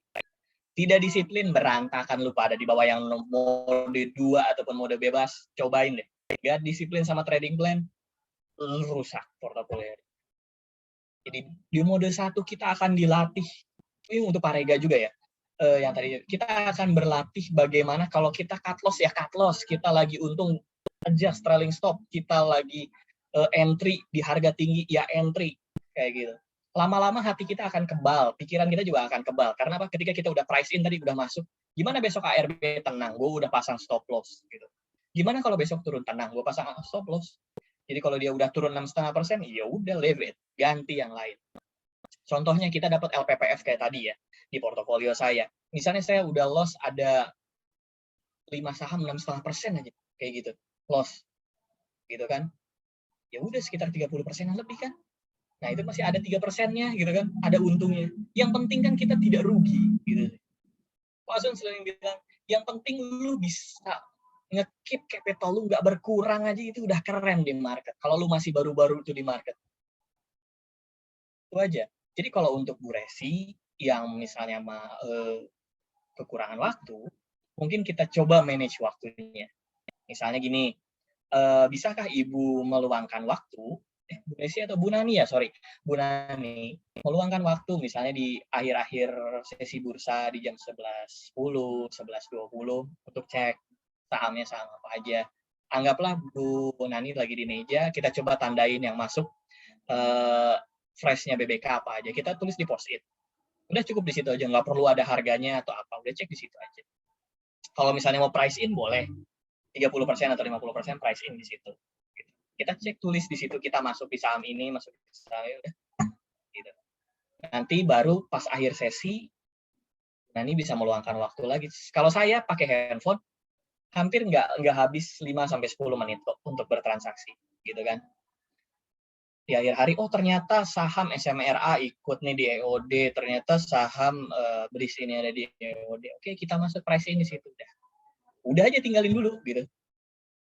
Karena jarang sih saham-saham yang memang, anggap gini deh, bahasa gampangnya, saham terkenal, YPFA, Cepin gitu, jarang. ARB di 5 menit terakhir tuh jarang, hampir jarang banget.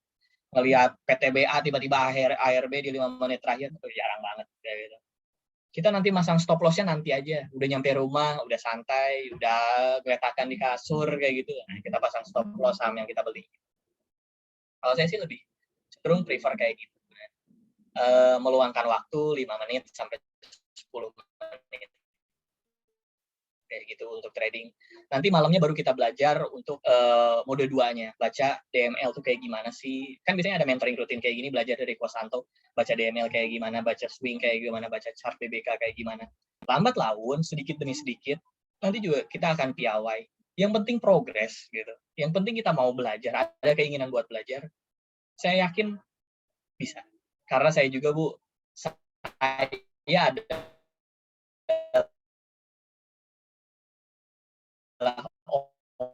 orang yang dalam posisi menjadi aset manajemen, bank BUMN, emitennya ada di bursa, bank besar, salah satu bank besar di Indonesia, yang saya memegang posisi kritikalnya adalah saya adalah tim engineering dari genset dan juga kelistrikan dari bank tersebut, kantor pusatnya. Jadi kalau misalnya saya tidak on table gitu, tidak di meja memonitoring engine, itu bisa fatal kayak gitu. Saya lebih memanage waktunya sama teman, boleh lu di sini dulu sebentar, 5 menit, 10 menit, kayak gitu. Saya lebih memanage kayak gitu. Karena kan kita punya side income juga kan jadinya, kalau misalnya kita bisa meluangkan sedikit waktu dari waktu kerjanya kita. Gitu. Saya lebih prefer kayak gitu, Bu Nani. Dicari waktunya, kapan nyamannya, anggaplah jam 11 itu udah terlalu siang, saya biasanya ada meeting, jam 10, setengah 11, mungkin bisa kayak gitu untuk mulai beli ataupun mulai mencatat nanti di EOD-nya. Saya masih pengen belinya 1, 2, atau 3, ya nggak masalah. Itu hak teman-teman semua. Cuman, kenapa 18 saham? Gunanya tadi saya bilang, ketika 18 itu ada yang cuan untuk menutupi yang rugi. Gitu. Jadi kalau misalnya pas kita beli 3-3-nya, kita hanya beli 3, ternyata itu yang rugi, dan ternyata yang tidak kita beli ternyata naik, ya kita tidak bisa mengcover gitu, mengcover kerugiannya kita. Itu aja sih, Bu Nani. Bu Nana, saya mau nanya, kalau beli sore, jual pagi, pakai apa ya Cijani? Halo Cijani, buka suara dulu boleh? Bu Nana bertanya langsung, ditujukan untuk Cijani. Cijani masih di situ nggak ya? ada Cijani lagi dapur kali ya. Bu Nana mau beli sore, jual pagi pakai cara apa ya Cijani? Kalau saya sih biasanya ngelihat Cijani pakai pakai cara ataupun pakai copram ya. Kata Cijani pakai MGD dan MGI. Nah, loh. Nggak apa-apa Bu Nana, kalau kayak gitu. Kita tunggu Cijaninya aja ya. Kalau dia bersedia menjawab dan lagi tidak ada kesibukan, saya persilahkan Cijani buat menjawab. Gitu. Kalau enggak, Bu Nana bisa nanya ke ke Cijani secara langsung.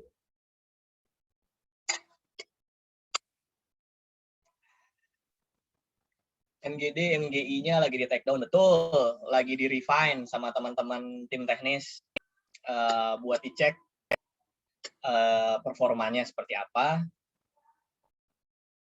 Biar nanti bisa kita gunakan lagi sama teman-teman semua. Kayak gitu. Karena sebetulnya Cijani yang bilang ke kita, ini ternyata seperti ini loh, ternyata ini seperti ini loh. Coba dicek. Coba di optimize katanya. Coba diadaptasi lagi dengan market kita yang sekarang lagi seperti ini. Gitu. Dan kalau teman-teman mau tahu, beberapa trading system kita itu adalah hasil riset bareng-bareng dengan beberapa senior di sini. Secara komunal. Diramu, dimasukin kayak gitu. Contohnya BBK mode 1 ini.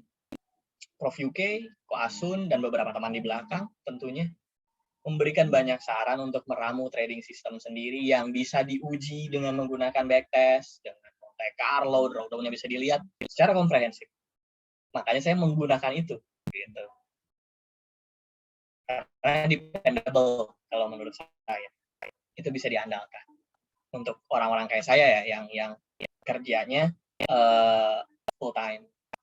Kok Cijani bisa nyopet kayak gitu? Karena Cijani ibu rumah tangga selama ini, dan banyak waktunya juga udah selesai pagi-pagi masak gitu kan buat anak dan suaminya, nyiapin anak-anaknya sekolah, sudah selesai semua, tinggal Cijani beraktualisasi diri trading gitu kan.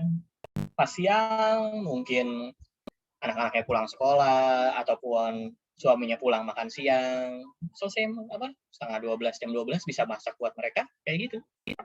Fleksibel sama sih sama kafe kayak gitu. Dia juga sebagai karyawan, tapi di saat pekerjaannya mungkin lagi ada jeda gitu kan, lagi kosong, bisa kita manfaatin buat belajar ya kayak gitu. Pak Isan Sugiarto, kalau cara Mas Adi biasanya beli pas di BBK Flash di akhir sesi 1, terus ditambah pas jam perang jam 2.40 dengan melihat Flash BBK list juga. Apa pakai acuan buy sell list? Pak Isan, saya jawab ya. Kalau cara Mas Adi biasanya beli pas di BBK Fresh di akhir sesi 1. Tidak biasanya semua. Jadi saya lihat mana saham-saham yang cakep nih. Saya coba intip-intip chartnya juga. Dan tentunya udah masuk di Fresh BBK, saya price in. Tapi tidak semua, seperti yang saya bilang tadi, 30% sampai 50% porsi saya di situ. Karena kemungkinan tidak masuk BBK list di akhir hari masih ada. Sampai 50% kemungkinannya dia tidak masuk. Kayak gitu. Jadi saya masukinnya 30% sampai 50%. Terus ditambah pas jam perang, jam 2.40 dengan melihat price BBK list juga. Betul. Iya. Atau pakai acuan buy sell list. Buy sell list, ya sama aja. Sebetulnya Pak Isan, itu kan kalau di BBK list, itu tidak ada remark yang sell-nya. Ya kan? Tapi kalau yang di buy sell list itu ada remark yang hold dan sell gitu. Kalau yang di BBK list itu hanya yang hold dan juga yang buy. Itu aja perbedaannya gitu. Buat nentuin exit aja kalau ada di buy sell list. Tapi skema saya selalu sama kayak gitu. Kalau saya lagi ada waktu luang dalam seharian itu, saya kerja di kantor, ya saya lihat di akhir sesi kayak gimana. Oh cakep, gue masuk dong 30% sampai 50%. Misalnya kuota saya udah punya 12 saham di dalam porto, berarti masih ada 6 lagi. Ya udah saya pilih mana nih yang kira-kira cakep. Karena itu masuknya ke preferensi pribadi nantinya. Ketika Pak Isan sudah terbiasa melihat sahamnya. Kalau Cijeni bilang saham-saham yang bawa hoki buat lu. Jadi kalau misalnya ada saham buat saya pernah dapat BRPT sampai 150% juga. Saya ngeliat ada BRPT cakep nih, masuk fresh. Nah, itu saya intip dulu. Oh, udah mulai cakep. Masuk deh 30%, 50%. Tapi kayak saham Adro misalnya, jarang cuan di Adro. Ntar dulu deh, nggak masuk list. Gitu. Nanti kalau ada di akhir hari, baru saya masuk. Kayak gitu. Jadi, nantinya punya preferensi sendiri sih. Kalau seperti itu. BBK list pasti masuk ke buy sell list ya? Iya. Pasti akan masuk di buy sell list. Karena sistemnya sama. Itu tidak beda. Trading sistemnya itu sama. Tidak beda. Ya Pak Isan ya. Boleh Pak Isan kalau misalnya masih ada hal yang belum mengerti atau masih mengganjal gitu kan. Silahkan ditanyakan lagi, silahkan diungkapin aja ke kita. Nanti kalau saya nggak bisa jawab, masih ada Ko Santo, ada Ko Adi, ada Ko Jesse, gitu kan. Ada Cijani, mungkin nanti kalau misalnya ikut join lagi. Ada Cafe juga, tadi baru masuk. Itu bisa dibantu dijawab, nggak apa-apa.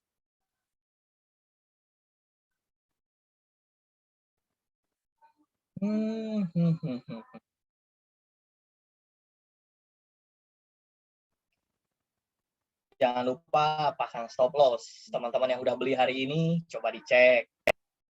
Stop loss-nya kayak gimana, udah bener belum? 6,5%. Oh iya, satu lagi. Kemarin-kemarin ada yang nanya saya perihal beberapa OLT. Logiknya berbeda gitu. Ada yang menjual di harga terbaik, ada best price, best bid, kayak gitu. Tolong teman-teman ditanyakan juga ke apa ya namanya ya, ke customer service-nya deh kayak gitu ya. Seperti apa sih auto order yang benar gitu. Kalau saya pengen jual di harga sekian, kayak gimana sih kayak gitu. Bisa tolong simulasinya. Biasanya mereka buka Zoom juga kok untuk pelatihan penggunaan OLT-nya mereka, gitu teman-teman.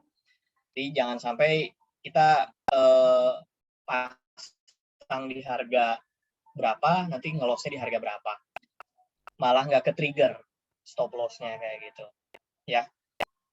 Sempat ada kemarin yang nanya ke saya, Pak Adi, kalau saya pasang 22,5% kok kejual ya, sementara di BBK list masih ada kata. Nah itu pemahaman seperti itu. Saya tanya, kenapa Bapak pasang di 2,5% dan 3%? Ya biar ruginya nggak terlalu dalam aja katanya. Tapi kok nggak sama ya dengan BBK list? Nah itu adalah salah satu misunderstanding menurut saya. Jadi karena BBK adalah trading system, jadi kita harus mengikuti flow-nya. Jadi kalau di BBK list itu 6,5% stop loss-nya, kita masukin 6,5% juga di OLT-nya kita. Jadi akan linear sebutannya, akan linear dengan trading system yang dijalankan oleh sistemnya di server kita. Gitu. Kita menjalankan apa yang kita lakukan, sistem menjalankan apa yang dia lakukan. Gunanya apa sih sebetulnya gitu kan? Saya pakai trading system BBK mode 1 di BBK ini yang udah pakem kayak gini, nggak rubah ke tempat lain. Gunanya buat teman-teman juga, buat membuktikan bahwa hanya di BBK, boleh teman-teman cek, hanya di BBK yang trading sistemnya digunakan dengan menggunakan real money. Gunanya buat apa sih? Trading system itu kan dibuat oleh sistem, sintesa ataupun hasil pengolahan sistem, pengolahan komputer. Gunanya adalah kenapa saya lakukan itu untuk membuktikan bahwa BBK mode 1 bisa dilakukan oleh manusia, bukan hanya oleh sistem. Jadi kan banyak tuh yang presentasi mengenai di room-room lain. Ini bisa menghasilkan cuan sekian, backtestnya sekian, ini seperti ini dan ini seperti ini. Tapi si foundernya, si mentornya menggunakan trading system tersebut nggak sih? Gitu. Dipakai nggak sih sama mereka? Menghasilkan nggak sih? Kayak gitu. Salah satu caranya adalah seperti itu. Gitu. BBK membuktikan trading sistemnya dengan cara real trade, real money, kayak gitu. Ya, buat ngebuktiin bahwa trading system kita, ya memang bisa melantai di bursa gitu, bisa dijalanin, nggak hanya sekedar hasil backtest dibumbuin udah gitu diceritain.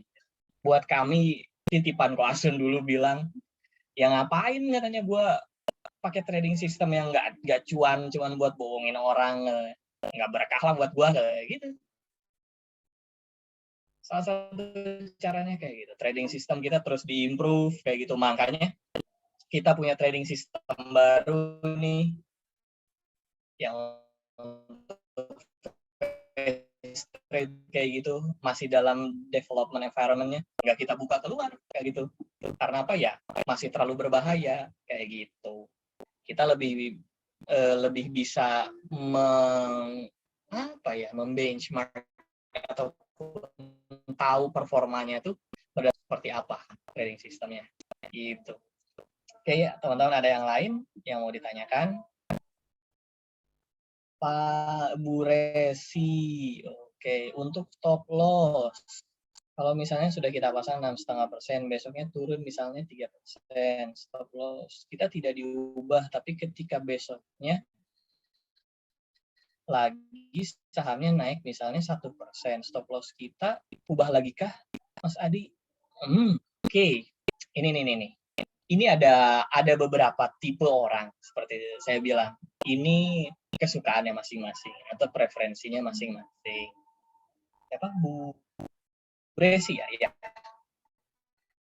Jadi gini, saya modelin. Kalau misalnya kita beli di harga 1.000 gitu kan. Kalau saya sebelum si saham ini naik 10%, lebih dari 10%, saya tetap akan masang loss saya di 6,5%. Ngerti nggak maksudnya kira-kira gitu. Jadi di bawah harga saya 6,5%. Dia mau naik floating 7%, 8%, ya dia bakal di situ aja ya. Itu tidak akan kena trigger gitu. Nanti ketika dia udah minus 6,5% dari harga beli saya, itu akan terjual. Kalau misalnya besok naik nih 1%, di-adjust nggak stop loss kita jadi naik?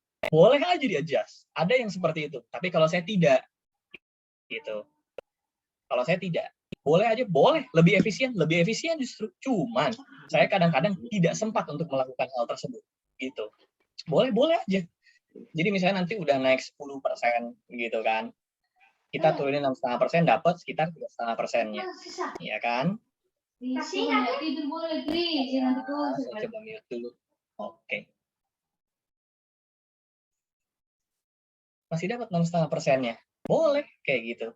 Jadi kalau saya tidak terlalu sempat dengan waktu, saya lebih memaksimalkan hal tersebut. Nanti kalau udah naik 11% nih, baru saya pasang trailing stop sebutannya. Setelah profit, saya pasang turun 6,5%, baru dapat 4%. Kayak gitu.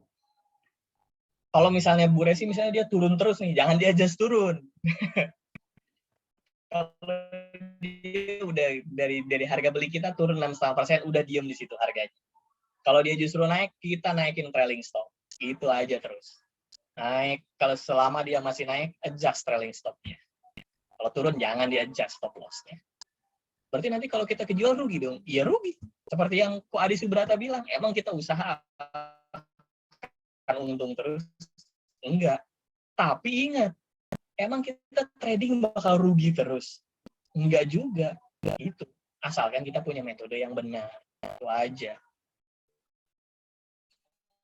Fear and greed-nya bukan di manage.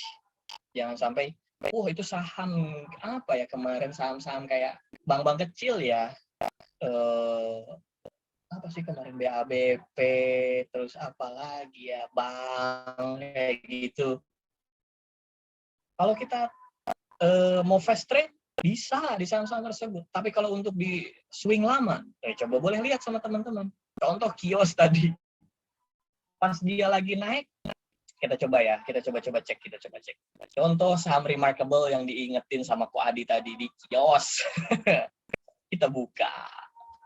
Ntar share screen-nya saya rubah dulu, coy.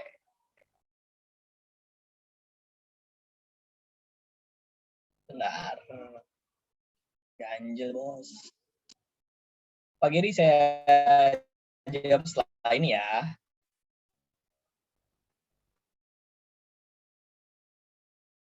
Share screen.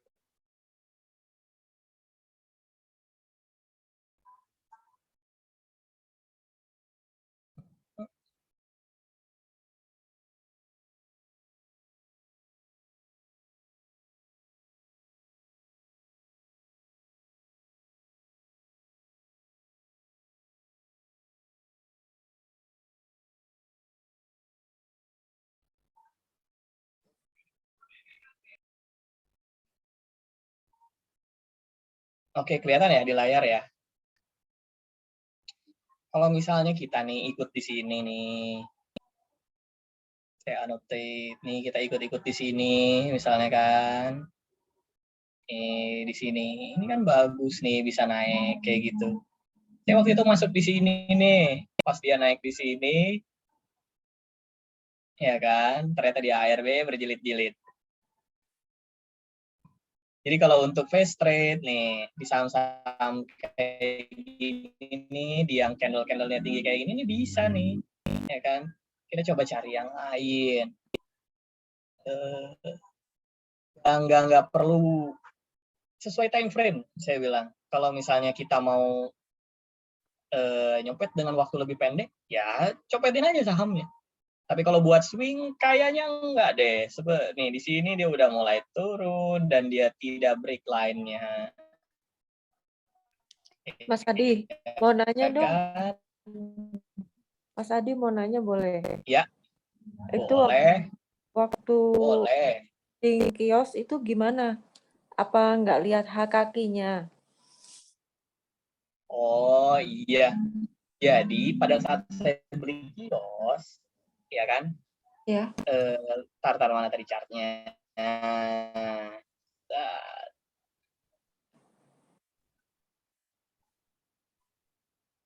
tunggu, share screen.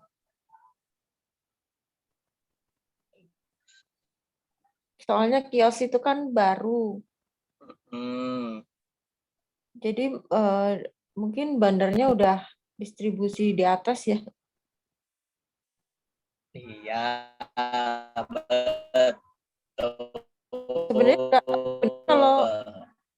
Sebenarnya kalau beli di situ terus kena candle yang itu masih cuan loh itu. Nah, nih saya bilang kan tadi saya masuk di daerah sini ya. Iya. Gimana? Itu masih cuan loh kalau di itu. Kalau dikasih trailing Iya, itu saya masih cuan. bilang kan nih. Betul nih di sini nih kalau kita masuk ke candle yang jadi tiang listrik ini, ya kan? Ini Iya. masih cuan nih kita masuk di candle di candle yang sebelumnya terus Ya. kita fast trade di sini cuan dong. Iya. Benar nggak? Benar. Iya. Hanya saja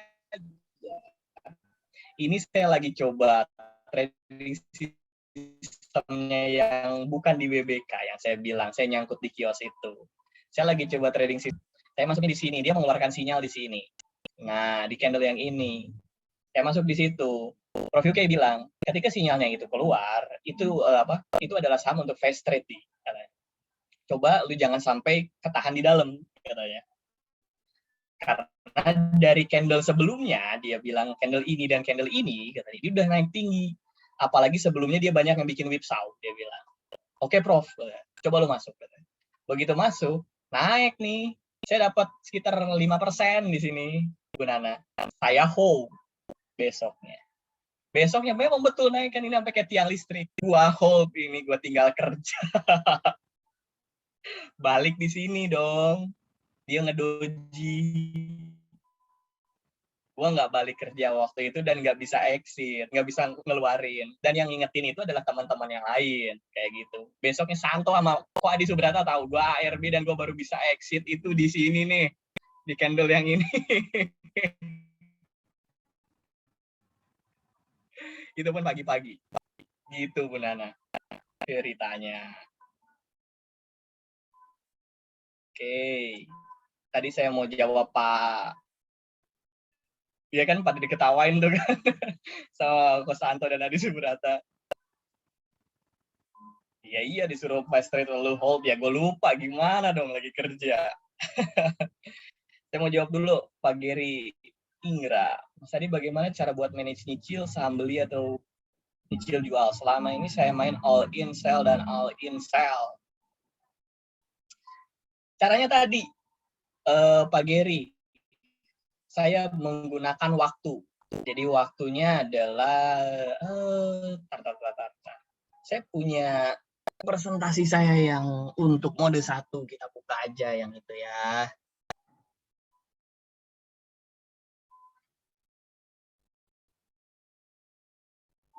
Tar. Sebentar, saya coba cari dulu.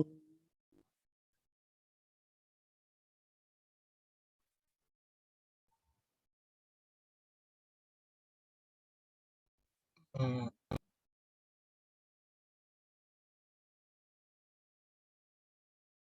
Saya jadi jelasin mode 1 nih, nggak apa-apa deh.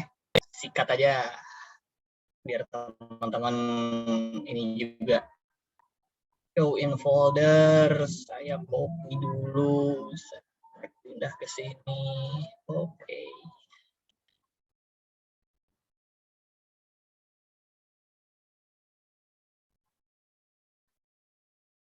Nah, share screen. Add WhatsApp.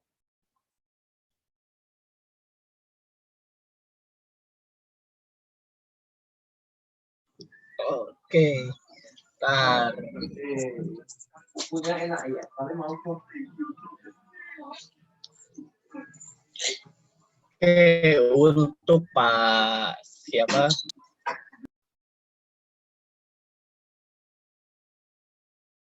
Pak Geri. Iya. Jadi ini sih langkahnya sebetulnya ya. Untuk ngelihat gimana cara kita manage masuk dan keluar secara bertahap, gitu kan? Saya melihat jam broadcast-nya, broadcast dari BBK ini. Ini udah saya pernah jelaskan. Mendekati akhir-akhir sesi nih, jam 11.15, kayak gini kan, kita tutup di 11.30 saat ini kan. Dilihat di jam-jam ini, kalau saya mau buy ataupun sell, ya, di jam-jam tersebut. Kayak contohnya kalau agro sempat ARB ya, waktu itu di hari apa coba? Agro.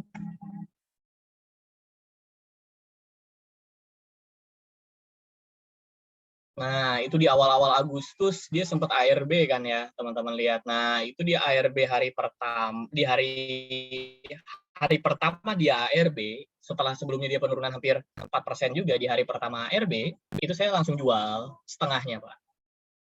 Di awal-awal Agustus Bapak bisa lihat itu ya, di minggu-minggu awal. Itu saya jual setengahnya dari jumlah emiten total porto saya di emiten tersebut. Dijual setengahnya, ternyata besoknya HRB lagi, ya saya jual lagi setengahnya. Kayak gitu. Salah satu caranya kayak gitu. Yang berikutnya adalah dari jam trading.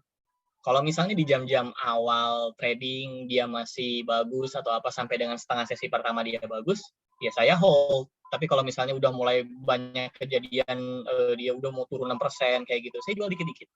Saya jual 30%-nya ataupun 40%-nya. Tapi nanti pas di EOD ternyata dia masih masuk BBK, ya udah seenggaknya saya masih punya barang dong. Dan juga seenggaknya saya udah take profit dulu dong kalau terjadi apa-apa. Hal kayak gitu. Ya. Ini adalah BBK mode 1, buy-nya merata seluruh saham Fares BBK dibeli di jam-jam tersebut. Jangan lupa pasang stop loss, sell manual jika udah tidak ada 2 hari di situ. Pasang trailing stop.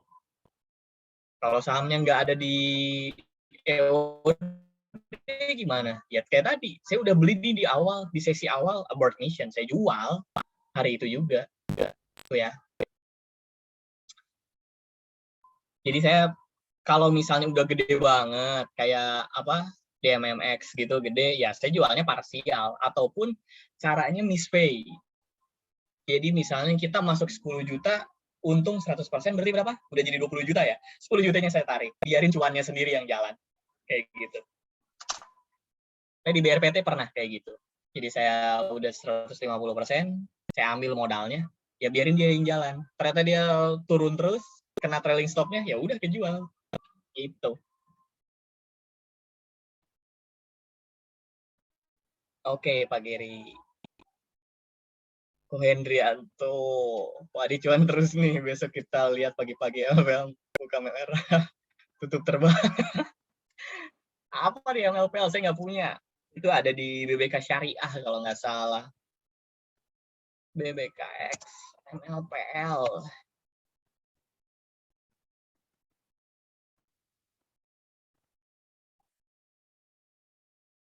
Wah, ini saham-saham atraktif ini.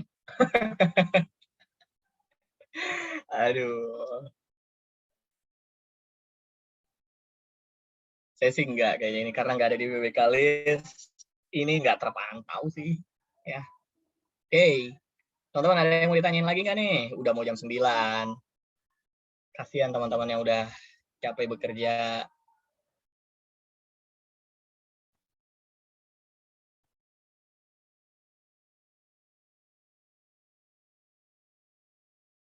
Nih, satu hal yang saya titipin lagi buat teman-teman, buat jurnal perdagangan saham kalian.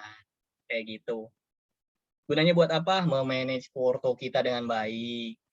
Ya kan, ini bukan main-main, ini bisnis seperti yang Pak Adi Subrata bilang, bisnis di saham. Jadi teman-teman akan punya moral obligated gitu, punya hal yang berat kalau misalnya ini dilakukan secara main-main. Ini duit gua, ini duit benerannya gua. Gitu. Fungsi berikutnya, itu cek metode trading kita. Udah cuan konsisten belum? Buat Pak apa tadi ya?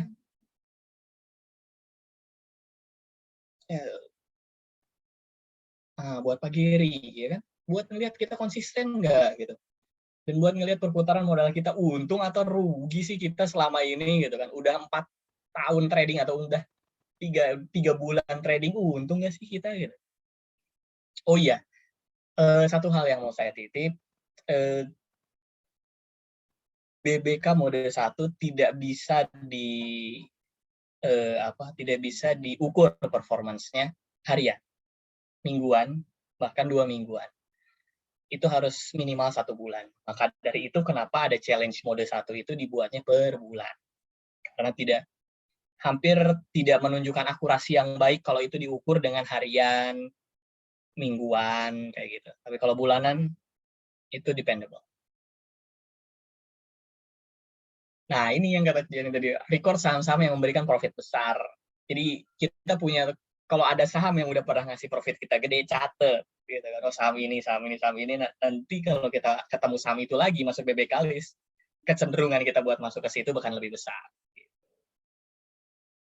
Berikutnya melatih kedisiplinan trading dan perbandingan metode trading. Perbandingan metode trading yang tadi saya bilang, nyambung dengan yang berikutnya. Kalau misalnya di mode 1 udah bagus, cobain di mode 2. Buat jurnalnya beda ya.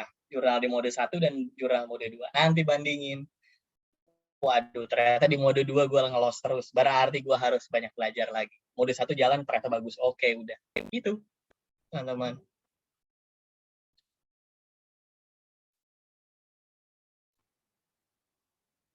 Oke, ada yang mau ditanya lagi, teman-teman? Udah overlap nih 1/2 jam dari waktu yang dikasih oleh Ko Jesse dan Mang Caca.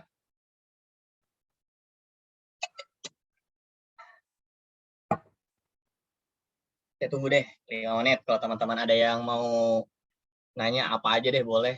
Saham, nanya yang lain-lain boleh.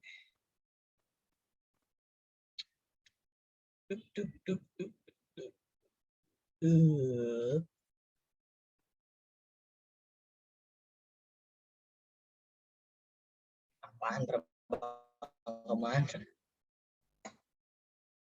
Kak Adi kapan Zoom meeting sama ceweknya di samping biar kita semangat. Ntar masih inden. Belum IPO.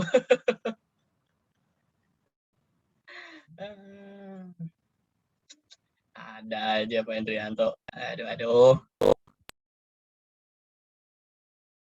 Apaan kok Adi? Mana lewat gue di kosan ini.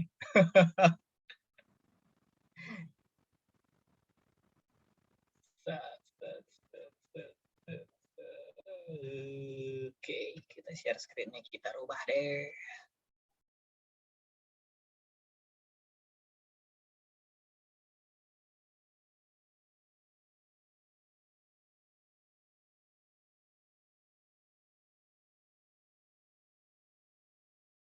Apaan bulan 7?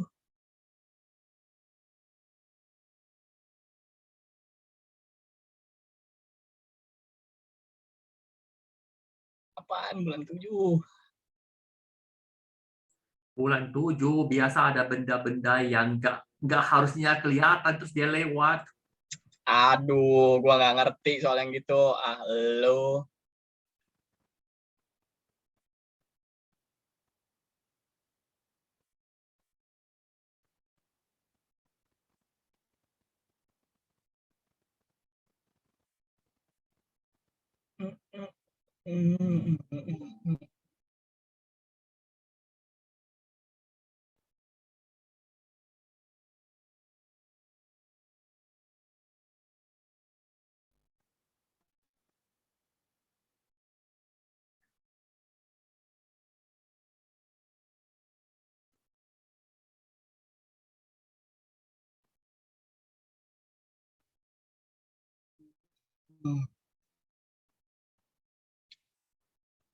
SX non-cyclic. Tadi mungkin ada yang mau ditambahin. Biasanya ada pesan-pesan sponsor. Cakep nih GPFA, pantes. So, BBK.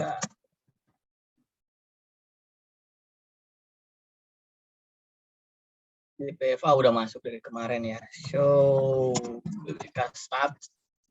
GPFA. Dia masuk.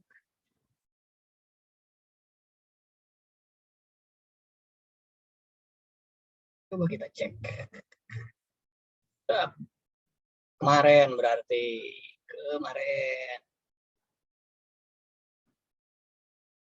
Dari kanan. Dari front runner. GPFA. Apalagi tuh? GBP.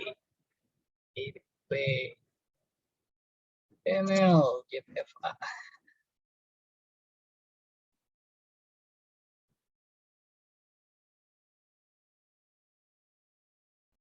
Cakep. Coba nembus dulu trend lainnya.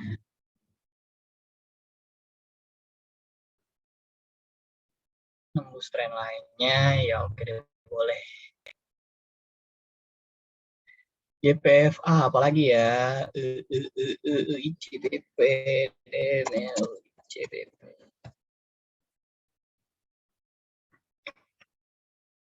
Iya. Perbandingannya masih belum terlalu besar. Maunya kayak gini, saham yang bagus tapi tiba-tiba langsung ngegas naik tuh kadang-kadang balik turun. Kelihatan historisnya sih dari sebelum-sebelumnya buat teman-teman yang pengen tahu ya nih. Saham-saham kayak gini nih, tuh. Nih kelihatan seret. Tar kegedean. Nih di sini satu. Duh, mouse gue mana ya? Nggak bawa mouse nih. Kosan nih, kejadian lagi. Nih, kejadian lagi. Nih, storiesnya emang begitu kelakuannya. Kalau udah naik tinggi, banting turun. Nih. Ya.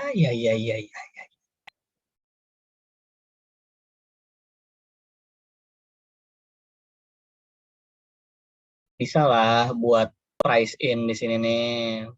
Buat ngedapetin balik lagi ke atas. Sampai ke tren lainnya. Di ekor paling atasnya sini nih. Buat target price. Nah, oke lah. Keliling lagi. Kita cari lagi.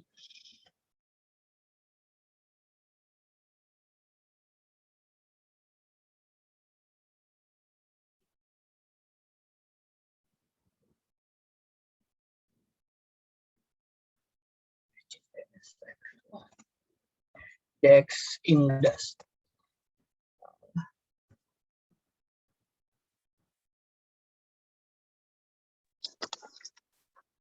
Oke.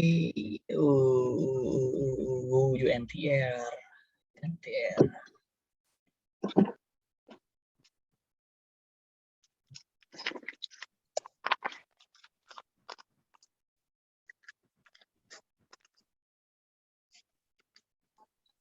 Oke.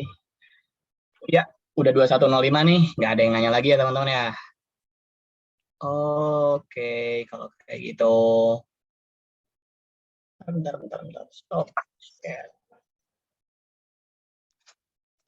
Oke, kalau kayak gitu, saya cukupin aja ya. Karena nggak ada teman-teman yang nanya lagi, kita lanjut aja di room. Terima kasih buat teman-teman yang udah hadir. Makasih buat yang udah menyempatkan waktunya. Mohon maaf kalau ada kesalahan dalam penjelasan. Terima kasih untuk Kak Fei yang sudah membantu preparing dari presentasinya dan juga briefing materinya. Mohon maaf Kak Fei kalau misalnya ada kekurangan dalam penjelasan yang kurang komprehensif, mungkin kelalaian saya dalam menyampaikan. Terima kasih buat teman-teman manajemen BBK yang udah ngasih waktu buat saya. Terima kasih buat teman-teman yang udah menyempatkan waktu. Selamat malam, selamat istirahat. Assalamualaikum warahmatullahi wabarakatuh. Tetap sehat semuanya.